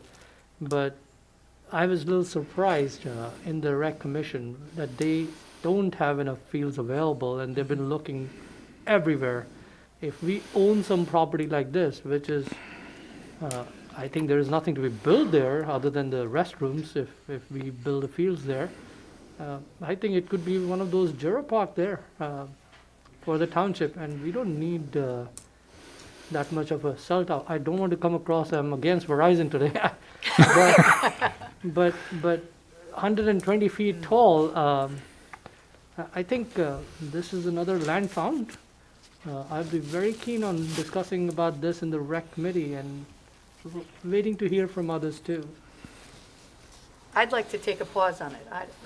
I don't see a need. We haven't finished everything. We haven't decided everything, and I think we're doing an awful lot, and I don't think it's necessary that we put any phone tower on any of our land right now.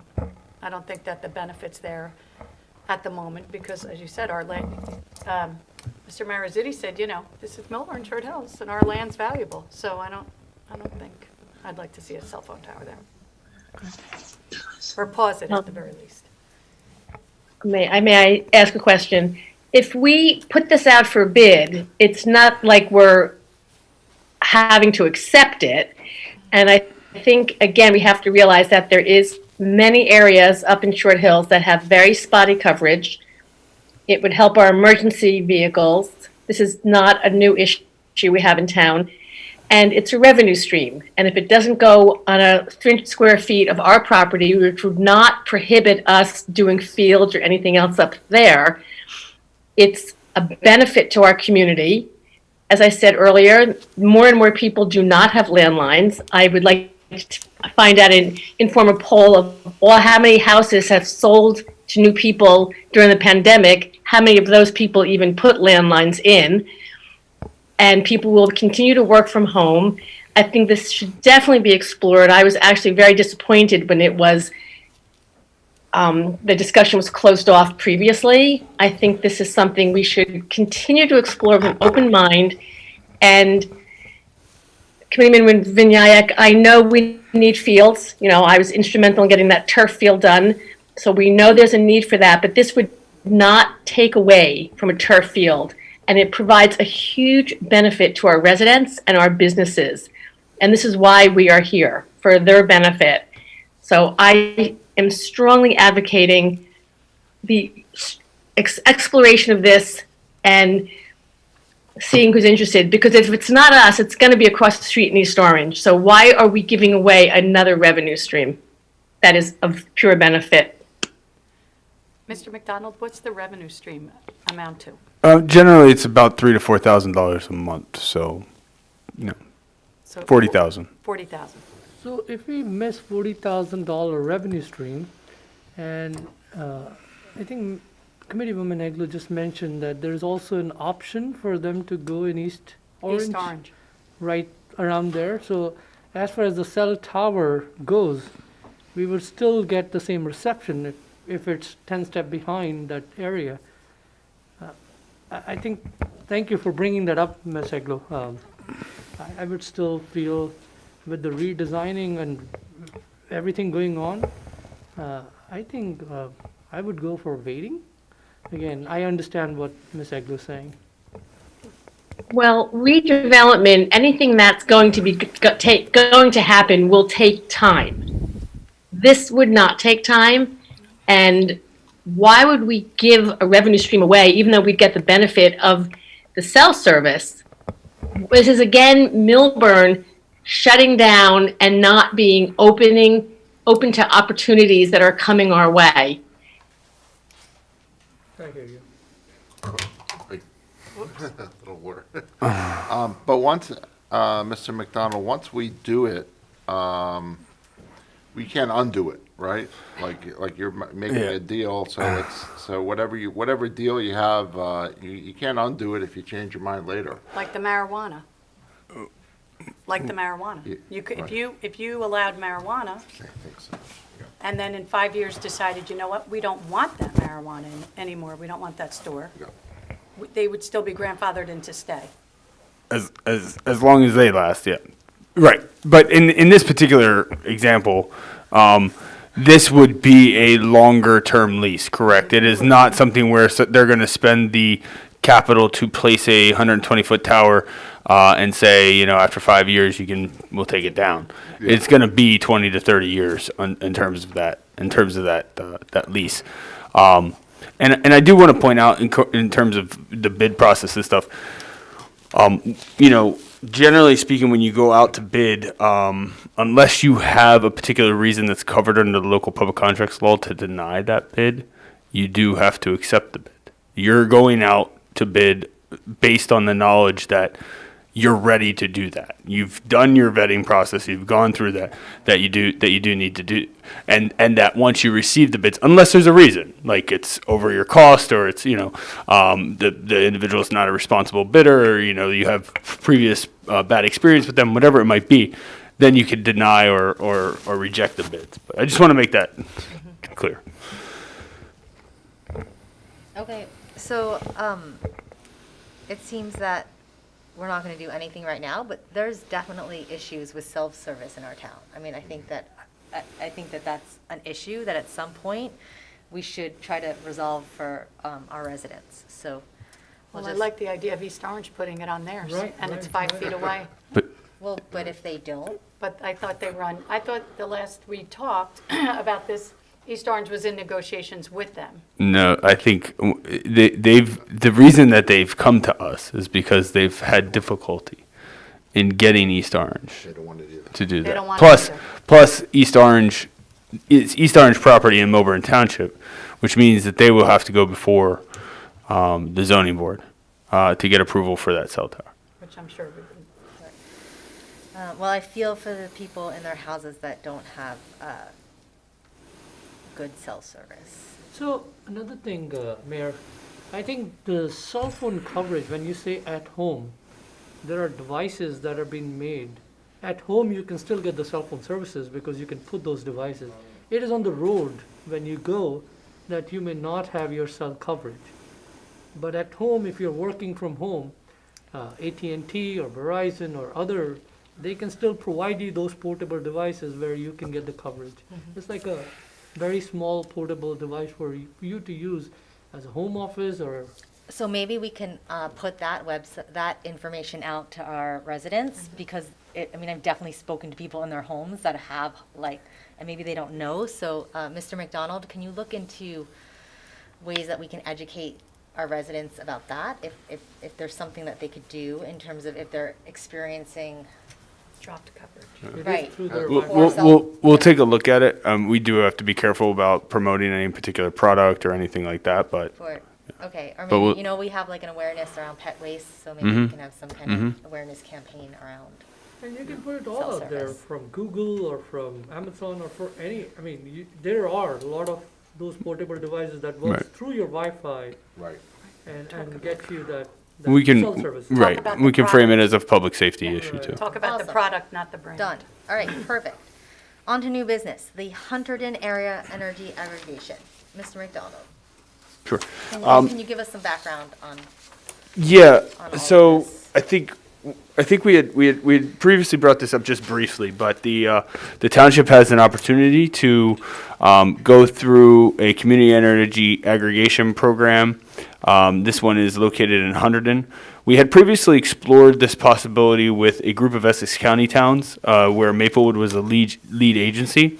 However, because those communities were PSE and G, the price differential didn't work for us. When the bids came back, it was not advantageous to our residents to be a part of that program.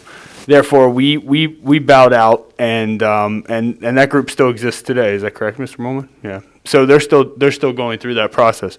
However, we needed to find a potential area where we were being grouped with the JCP&L towns. Hunterdon Area Energy Aggregation offers that. We need to do some work on our end from an administrative standpoint and a legislative standpoint. We currently have an ordinance on the books that establishes Millburn as a lead agency in a community energy aggregation program. However, that's not what we're looking to do here. So we have received some information from this group, very helpful, very knowledgeable. Which is a draft ordinance to repeal our current ordinance and place an ordinance which would allow us to participate, allow our municipality to participate in a community energy aggregation program.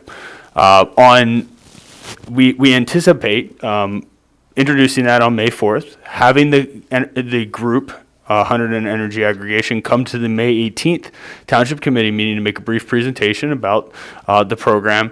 And adopt the ordinance on June 1st, at which time we will also look to enter into this aggregation program. Some things to understand about home and community energy aggregation programs. They are opt-out programs. Right now, our residents have the choice, as they're going through, to be able to choose if they want to participate in a third-party energy supplier. And again, this is the supply, not any of the distribution. Everything else stays the same, but they're allowed to choose their third-party supplier. What this program would do would be to blanket the entire municipality and say, everybody's in this program that's been bid out and provides a rate savings to the community, also provides a green component to that supply of energy. And everybody's in, and if you want out, you just have to let us know that you want out. But it's considered an opt-out program, but the advantages of this is that certainly we would not move forward if it was not a rate savings to the township's residents. It also offers a green component to the energy that's being supplied, and they're actually discussing, and I don't want to steal any of their thunder or their wind, but they're actually discussing having an opt-up part of it where that you can choose to have a larger green component to the supply of energy that you're getting. And so these programs go on all over the state. A lot of municipalities aggregate their energy on their own as well. And so more information to come and a presentation to come on May 18th. And yeah, that's the program. And also, our Environmental Commission Chair, Priya Patel, has been working on this as well, and probably has sent you all some things, so if you have questions, she would be a good one to talk to as well. Yeah. Priya has been the impetus. So. Yeah. And is there any initial cost for this, for the township? Mm-mm. I mean, this is seems like a no-brainer. It does seem like a no-brainer when you go through it. And they do all the work for you as well. Like there's no added time for staff or any added energy for staff except for, I mean, you obviously get the phone calls sometimes with people not understanding that they have to opt out and things like that. But generally, the group takes care of all of this. Okay. That's great. To be continued. So, is there any other member of the committee have any new business that they would like to bring up at this point? Okay, on to public comment. So just once again, public comment period is a time for you to state your comments. It's not a dialogue between the public and the township committee. Our contact is available on the township website, and we welcome your emails. When public comment period is over, we will take a few moments to respond to any, as we did during consent agenda, to respond to any of your questions or comments. And that is the appropriate time that we will respond to you, not while you're making the public comment. When you're ready to speak, please come to the microphone and state your name and address. At the 2.5 minutes, you will hear the buzzer, and we'll have 30 seconds to wrap up your comments. When the second buzzer goes off at the full 3 minutes, your allotted time is over. And it is with consensus from this full township committee that we will strictly adhere to the 3-minute time limit for public comments, so please be respectful of that. And no person is permitted to yield his or her time to another speaker. Please remember that we are all neighbors and we are here because we love our town. Please do not disrupt the meeting by making disparaging remarks or by speaking beyond your 3-minute allotted time for public comment. Okay, let's begin public comment. Again, my name is Jeffrey Feld, 11 Alexander Lane, Short Hills, New Jersey. It's about approximately 9:45 p.m. I just want to elaborate on certain things that were not mentioned. Last Wednesday, there was a case management conference that the public was allowed to monitor regarding the SID. At that time, the township said they would get back to the judge and to the parties within a week whether they would choose to mediate or litigate. And I think the public is entitled to what the township's position is in that litigation. Are you going to mediate or litigate? Second thing, earlier this evening, the deputy mayor talked about the appointment of a new SID executive director. At the SID meeting, there was a walk-on resolution. The public was not allowed to address any issues regarding the retention. The new contract, based on the terms we know, is $20,000 more than the other person was makes, and it throws out the budget that you'll be talking about on May 4th, and it also conflicts with what the documentation that you provided the state regarding the Main Street, New Jersey program. Various people made requests regarding Oprah, through Oprah, regarding the contracts. And the response we received, we will not get the information until May 14th. And that's after the hearing on May 4th on the budget of the SID. I'm very concerned about the presentation we had about redevelopment. I understand about the process. You think Chatham Woodland has been heated? What is going to be the attitude of the public when they find out you wanted to redevelop the location of the DPW site without talking to the public? Because I don't really think the public has had input whether they want that site redeveloped. I would maybe you want to take a pause before you go out for RFQs, whether the public wants to take that step. Because the first time you tried to do it about 12 years ago, it got defeated. I think that you have to get the input of the public. I don't know how to vote as to the survey about ripping out the sidewalks without knowing the cost. I just don't know how to do it. This reminds me of when the school board about 20 years ago tried to do about a $40 million bond issue. And the public upward, we work on Wall Street. We don't make decisions without information. That's what I'm saying to you. When you talk about transparency, the public needs basic information and facts to make their determinations. Thank you. Thank you, Mr. Feld. Mr. Molman, do you want to take from?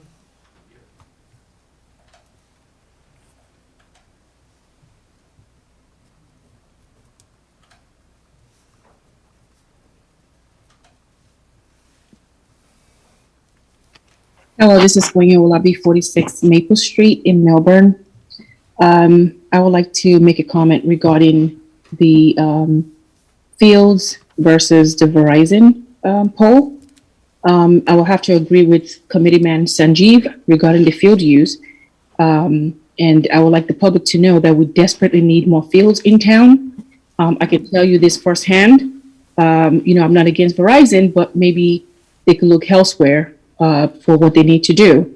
We're only missing $40,000 in revenue stream, and I'm not trying to minimize that amount, but we have, like for example, the lacrosse team practicing later and later at night. We have our children not being able to make use of the field that we currently have in town.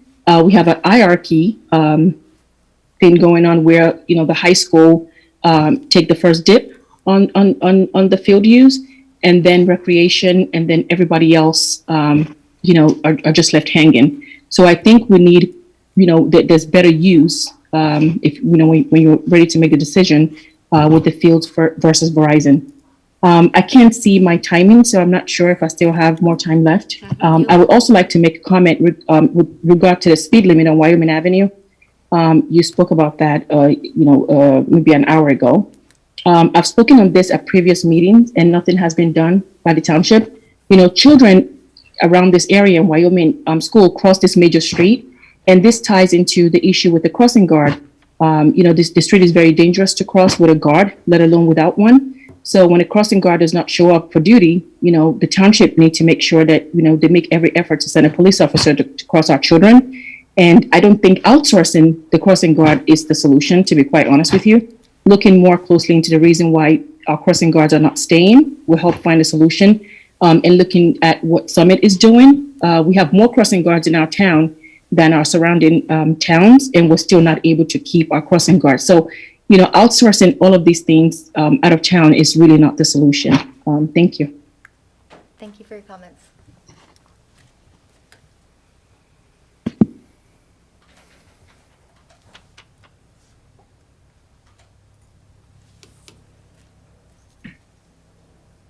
Good evening again, Dominique Urso, 514 Millburn Avenue.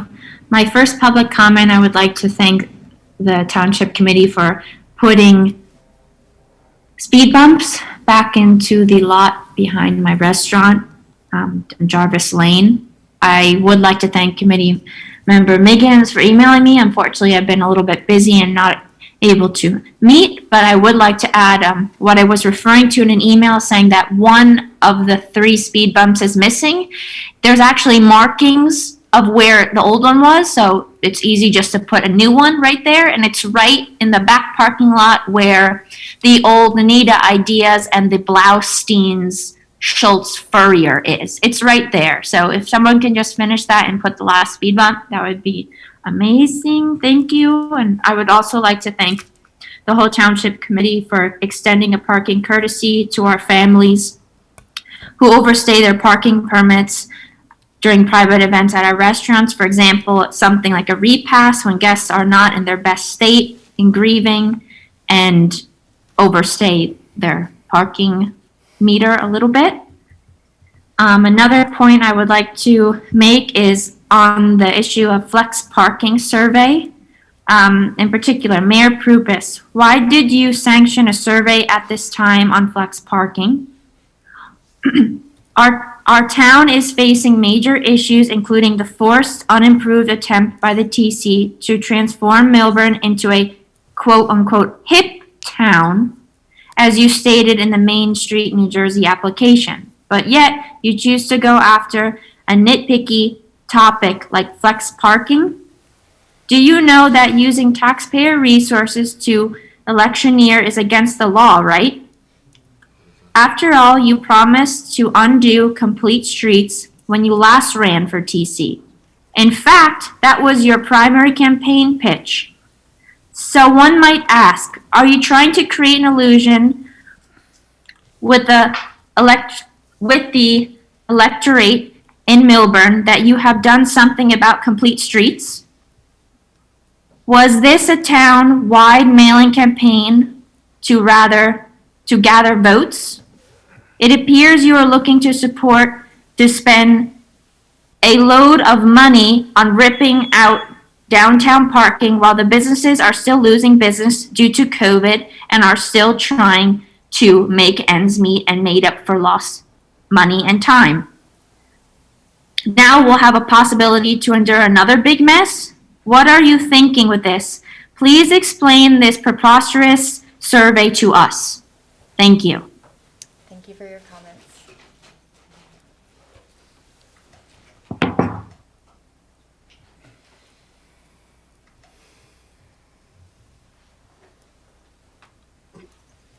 Good evening, Perry Urso, 514 Millburn Avenue. Thank you for your time tonight. Just want to let you know for the past 2 meetings in a row, the YouTube live streaming has been down, and then it's back up again, so it's been in and out. So to my point, on Tuesday, March 9th, 2021, at the TC meeting, I presented a statement regarding franchise fees in the township budget.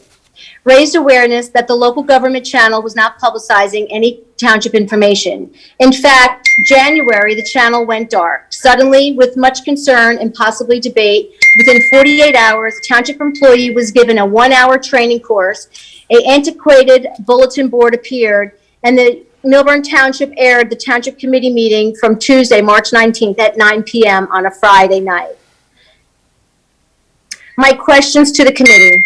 For the people within the community that are not either computer savvy or even technically challenged, or in the event internet, like Mr. Mariziti said today, should be interrupted, will the township be providing a program scheduled on the the township website?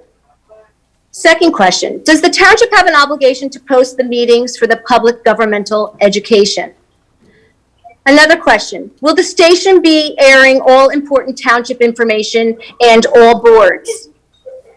Another question, how much of the collected franchise fees amounting to $250,000 to $300,000 annually, coincidentally, is received from the cable and internet subscribers within this community? Previously, the township showed that they have paid something like $15,000 a year to HDTV. How much of the collected amount does Millburn spend on broadcasting? Secondly, on January 20th, 2021, I sent a request to Millburn seeking notice submitted by the township attorney's firm that they have reached an 80% of the retention cap for the calendar year 2020. On January 27th, I received an answer that no record was found. Additionally, there was no resolutions listed within the minutes from the calendar year 2020 approving any increase of retention to the municipal attorney. However, the minutes to reflect approval of the bill list payments. My questions to the committee. Who is responsible for making payments over the retention cap approved by the resolution at the January 2020 reorg meeting to Falcone and Marizzi's firm? Second question, what are the repercussions to the TC committee members, the business administrator, and the CFO for making these payments? Thank you. I appreciate your time, and I look forward to getting my answers sometime soon. Have a nice evening. Thank you.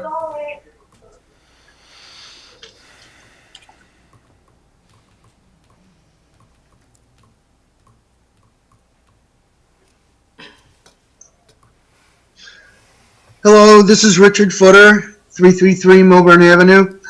I have 3 comments to make regarding parking.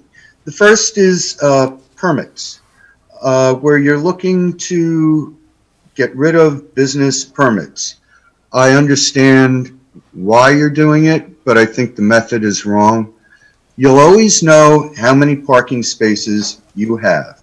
However, planning boards and zoning boards of the past have always been able to keep track of the variances and waivers that they've issued as compared to the inventory of parking spaces that they're issuing them against. My suggestion would be to continue to require the business permits, drastically reduce the price to cover the administrating of issuing them. But at least you'll have an idea and an inventory of how many people are buying them and be able to balance it, because some township committee in the future is going to have to answer to additional parking. And by continuing the permits, you'll have a foothold in inventorying what you need against what you have. The next topic is also parking, the bus stop. The reason why the bus stop is at the corner of Main Street at Millburn Avenue is because, and I served on Millburn's Parking and Traffic Committee for close to 30 years. Every time we looked at it, you need enough space for a bus to pull in to its space. So you may not be gaining any additional parking spaces by moving the bus stop. You may actually be losing them. For some reason, I've never understood why, I couldn't find any regulation that required a space in front of the bus stop for the bus to pull out, but it's always been for it to pull in. And if you move it down further, you may wind up just with a bus double parking all the time. The flex parking, I'd like to make a comment about. I wasn't going to, but I read on, it was either a Facebook page of Millburn's, maybe it was a township website, where the number of spaces were referred to as only 23. Well, it may be only 23 spaces in that given area, but it's approximately 207 parking opportunities if you average out the number of times the spaces turn over at about an hour, 1 per hour. Now, a lot of people will park there and get out faster, and yes, a few will be occupied longer, but it's 207 parking spaces. Where are you going to, parking opportunities? Where, has Millburn taken a look at where they're going to increase parking if you continue to go down this road? Thank you, Mr. That's my comment, and thank you very much. Have a nice evening. Thank you.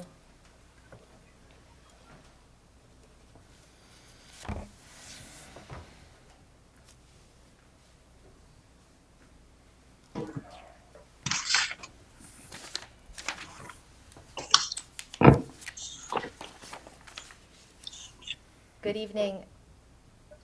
Hi, my name is Lisa Reppert, and I represent the interests of Ann Andriaggi, a resident at 10 Glenwood Drive. She's asked me to speak on her behalf tonight. Less than a year ago, I came before the township committee in opposition to an ordinance which sought to change the requirements of the neighborhood business B3 zone so as to permit restaurants without any need to apply for a conditional use application. Most, if not all, of the Glenwood section, which abuts Meadowbrook Road and has a buffer of less than 20 feet from businesses.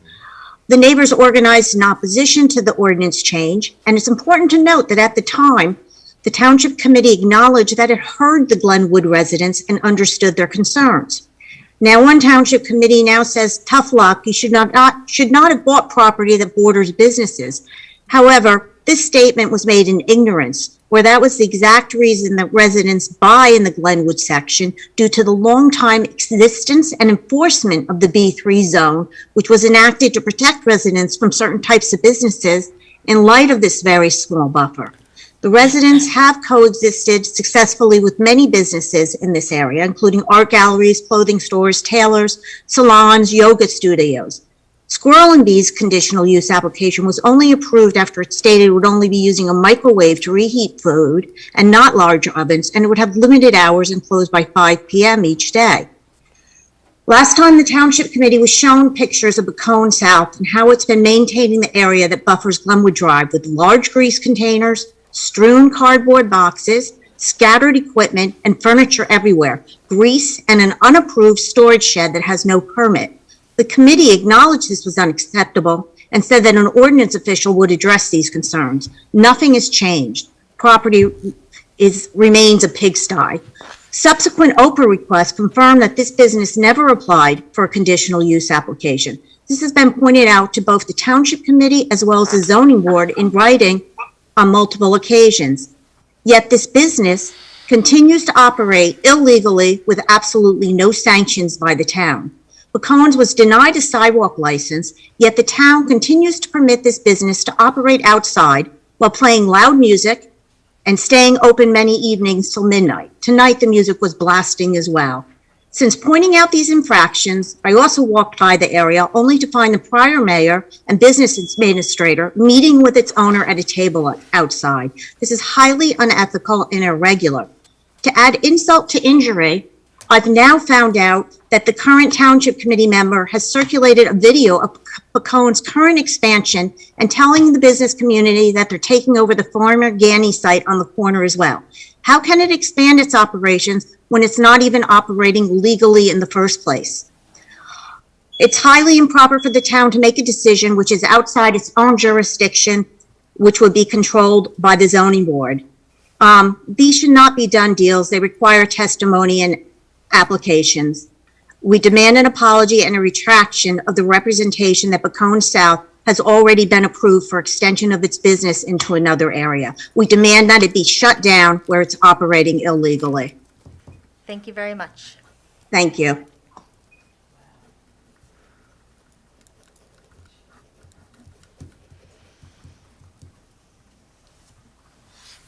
Okay, we've taken all the calls on the Zoom. Is there anybody else in the room that would like to make comment? Jean Pasternak, 342 Hobart. I'm blown away. I hope you guys take that seriously. If you mean transparency as you stated it, Mayor, I hope you will listen and act upon what that woman just said. I also feel if you really care and want this community's input, you better hold a public forum so everybody can have a say in what this grand plan is that was discussed this evening. I'd like to also ask Ms. Miggins, since you're on this memorial committee, that survivors of 9/11 be included, families as well as people who have lost people in the tragedy of 9/11. In the spirit of robust and informed civic participation, I want to thank Jeff Feld for allowing us access to through his ability to contact the judge to let us look in on this Essex County Civil Case Management Conference. What was on the line was the SID and discussing it and defending it. Bear Properties versus Millburn is the case. It was an action transferred to the Law Division, and it was about the validity of the SID ordinance approved by the Township Committee in a 3-2 vote in August 2020, expanding the SID and creating a district management corporation. I learned a lot watching this. I have to say, it was very enlightening. What I heard was, the basis for this, which is the SID was formed without following state-enacted laws governing them. No buy-in and consensus from the assessed Millburn businesses. The use of taxpayer funds for 2021 to fund the SID. No feasibility study to see who actually wants this expanded 5-zone SID. Having an appointed rather than an elected board of trustees. A possible conflict of interest for current Mayor Prupus, who cast the deciding vote in favor of the SID. Longtime resident attorney Ken Gerard represented business owner Bear Properties. He acknowledged a critical shortage of judges, and he proposed to the township attorney Brewer that this matter go to mediation. The short circuit would save taxpayers lots of attorney fees and costs, and it will avoid needless discovery and allow the parties to focus on substantive statutory issues, negotiate a settlement, and avoid embarrassing the township.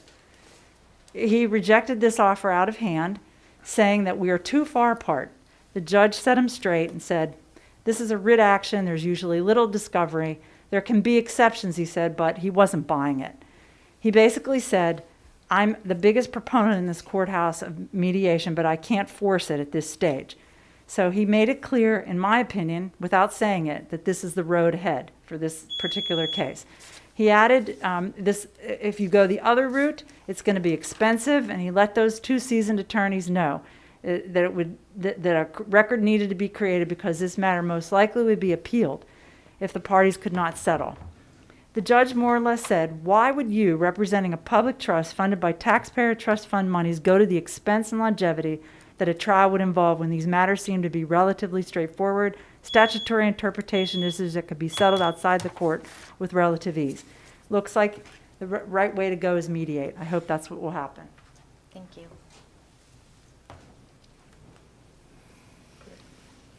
Before I close public comment, is there anyone else that would like to make a comment?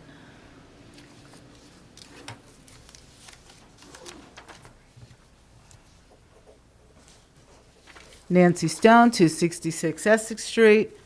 Nancy and David Fine-Jules. Jeff, unbelievable stellar job for bringing all of these matters to public light, which clearly many are not doing anything about. So you kind of wonder, is it a waste of time showing up? I think not, because the presence is important to be able to make your voice known. Jean, that was an unbelievable statement. I am absolutely floored by what Lisa just shared. Now I understand why, as I'm following the meetings, why Bacone's application was pulled from the planning board. So clearly there's an issue going on there that Lisa brought forth to this committee. So the fact that I want to applaud Eileen David for not issuing a cafe license, because obviously they're operating illegally. So I really would be interested to know, what's going to be done about that. But then again, there's neon signs all over town that nothing gets done, sandwich boards all over town, nothing gets done. You make these rules and regulations and then don't enforce them. So I was happy to hear about the business permits going down in price. That would be a nice welcome reprieve for some of the businesses to have incentive to buy them. So that would be wonderful. Crossing guards, we have this wonderful police officer here protecting all of you, could be spending his mornings watching the children. I don't think the three of us are that dangerous that you need a police officer here every week. But if you want to spend my money, our money doing that, that's really, it's insulting and it's embarrassing for you. It really is. But that's your choice. What can I tell you? All I can say is that we show up every week. Waste of time, who knows? Obviously somebody's listening, somebody pays attention, and we just hope that something finally gets done for the good of the town, because clearly you're just pushing through, rubber stamping, doing whatever the hell you want anyway, because it really doesn't matter. You got the votes to do it. That's what, Carrie's been wanting to develop the dump forever. It's no secret. Those that are in the know it. Who's going to be the developer? 30 seconds to say, just be straightforward with what the hell you're doing, because we're not dummies. We find it out anyway. And who the hell wants to Oprah and make this man richer? That's all that's happening, is that Kit has to bill the town for these Oprah requests that we should be getting this information anyway. There's no necessity for it. So don't make it that it's their fault for asking for information that we should have in the first place. 3 minutes are up.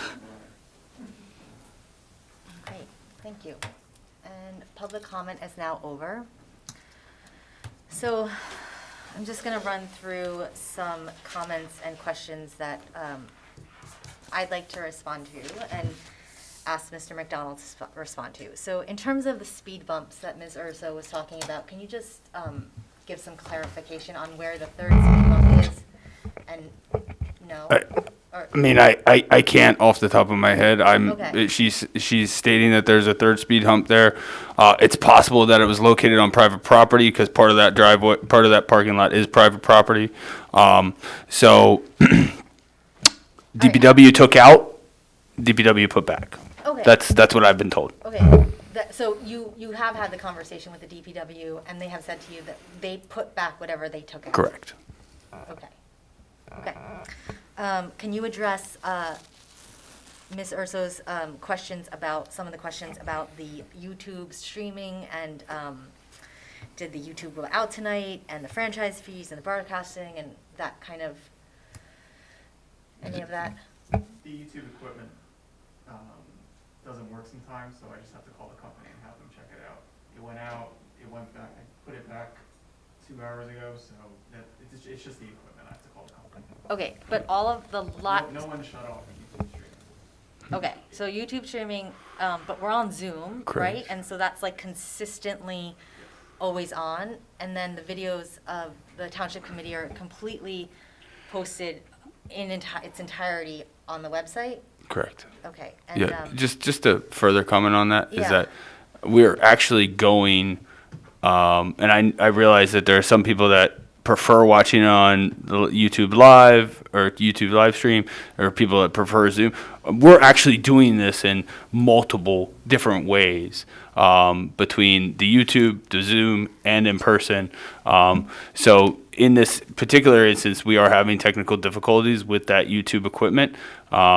So we have to have that looked into. But we do have Zoom, which is always accessible. We put it on the website. It's put up on our YouTube channel so that it can be viewed after the meeting. And yes, these are also then posted to the township's television station as well. okay. Bacone and that whole situation, what Lisa brought up, can you please respond to some of those questions and what is going on there? You would like me to respond now? I would, if you can. I mean, there are a lot of accusations made in that as well, and so I think it makes more sense to take time to develop a response to that. Okay, Yeah. so at the I mean, because I am not aware of what's going on over there, and so you know, we need to respond in some way to those accusations. Sure. And be really clear about what is happening up there. Mm-hmm. Okay. How are we gonna? So are you gonna send us a memo to the township committee, and this is something that we will address at the next township meeting? I will let the township committee know exactly what the current situation is. I do not know anything about their expansion of premise. I think that certainly Bacone's operation in the midst of the pandemic and things like that, I can provide the committee with some additional information. However, a longtime restaurant there, Tilly's, Glenwood Diner, all of that as well. So I think there's some explanation there as well. Great, so we need some clarification around that issue. I just want to make a note that sandwich boards are allowed in the township. We passed that, when did we pass that? In 2019? Yes. Right, so sandwich boards are allowed in the township. I'm going to address the vision plan and the DPW site redevelopment plan. There will be so much public engagement around any of this. I just want to state that we're just starting this process, and it did come out of a publicly engaged process, so it didn't, and there was a lot of support from that, which can be read in the Perkins Eastman finalized plan. And we will continue. This is just the beginning. So no one is keeping anyone out of the loop. And we will have forums and we will get your feedback. And but there was an overwhelming response from the vision plan that people do want to see change there. So this conversation is just starting. So please just be patient with us around it. And that is my response to that. So do any of my other committee members have any responses to anything that was brought up during public comment? Yes, thank you, Mayor. Well, Mr. Feld brought up, that our new executive director will be starting, and his salary is more than the last executive director. So that is true. However, we're committed to staying within our budget of $215,000. There's no issue that we'll be staying within the budget. There are other, there's a marketing line item, there's a staff line item. We were not going to surpass our $215,000, and I'm committed to it. So that's not going to change. Also, there were, I think, 3 Oprah requests came in to the SID. We're between executive directors. Our new executive director will be starting the beginning of May. We also have an attorney that's going to be advising the SID. His name is Ryan Cooper, and we have a contract in place with him. He'll be advising us. He'll be also helping us to respond professionally to Oprah requests. He's also starting at the beginning of May. And in terms of these Oprah requests, we asked for an extension. That's true. But we intend on responding as soon as feasibly possible. Right now, we don't have the person in place to respond, and we want to make sure it's accurate and make sure we have the proper advice to respond accordingly. Okay. Does anyone else have anything that they would like to say? Mr. McDonald, yes. I just want to clarify comments that were made about the permits, the business permits. In that discussion regarding the business registration, there was no discussion about eliminating business parking permits or reducing the cost. It was a matter of not having the planning board establish the number based on a presentation before the planning board that will change a year later. It was meant to be that the permitting process and purchasing process would be more fair and equitable, because businesses would be coming year after year to establish the number of permits that they need to purchase based on their operation at that time. The bus stop, I just want to be clear that will be passed by ordinance. That's established in the Township's Chapter 7. It will need to be passed by ordinance. However, Deputy Mayor Wasserman had reported on that, and I believe that New Jersey Transit themselves are looking at whether that bus stop can move, and will report back to the Township. Lastly, there's been consistent sort of discussion about the cable franchise fees, and I just want to clarify this. The Township receives a revenue based on a cable franchise agreement with Comcast. In other words, Comcast is involved in an agreement with the Township to be able to operate in the Township. Some townships it's Cablevision. Some townships it's different. But they pay a franchise fee based on that agreement to have a market share in Millburn Township. Therefore, it comes in as a revenue line item. There is no obligation by the Township to spend that money on anything TV related. When that agreement was put in place, the Township did receive grant funding through that agreement, at which time it was used to purchase TV equipment. That is how we have a TeleView system that allows us to program our channel TV 35. So I don't want it to be confused that this money that comes in as a revenue item has to be used for TV related things. It does not. Thank you. So Thursday is Earth Day, and I just wanted to end with a quote from American cultural anthropologist Margaret Mead. And she said, Never doubt that a small group of thoughtful, committed citizens can change the world. Indeed, it is the only thing that ever has. And with that, good night, Millburn Township. Oh, thank Motion to you. close. May I have a motion to adjourn the meeting? Motion. Good night. Second? Second. Okay, good night, everybody. Like a marathon. Okay. Good job, Mayor.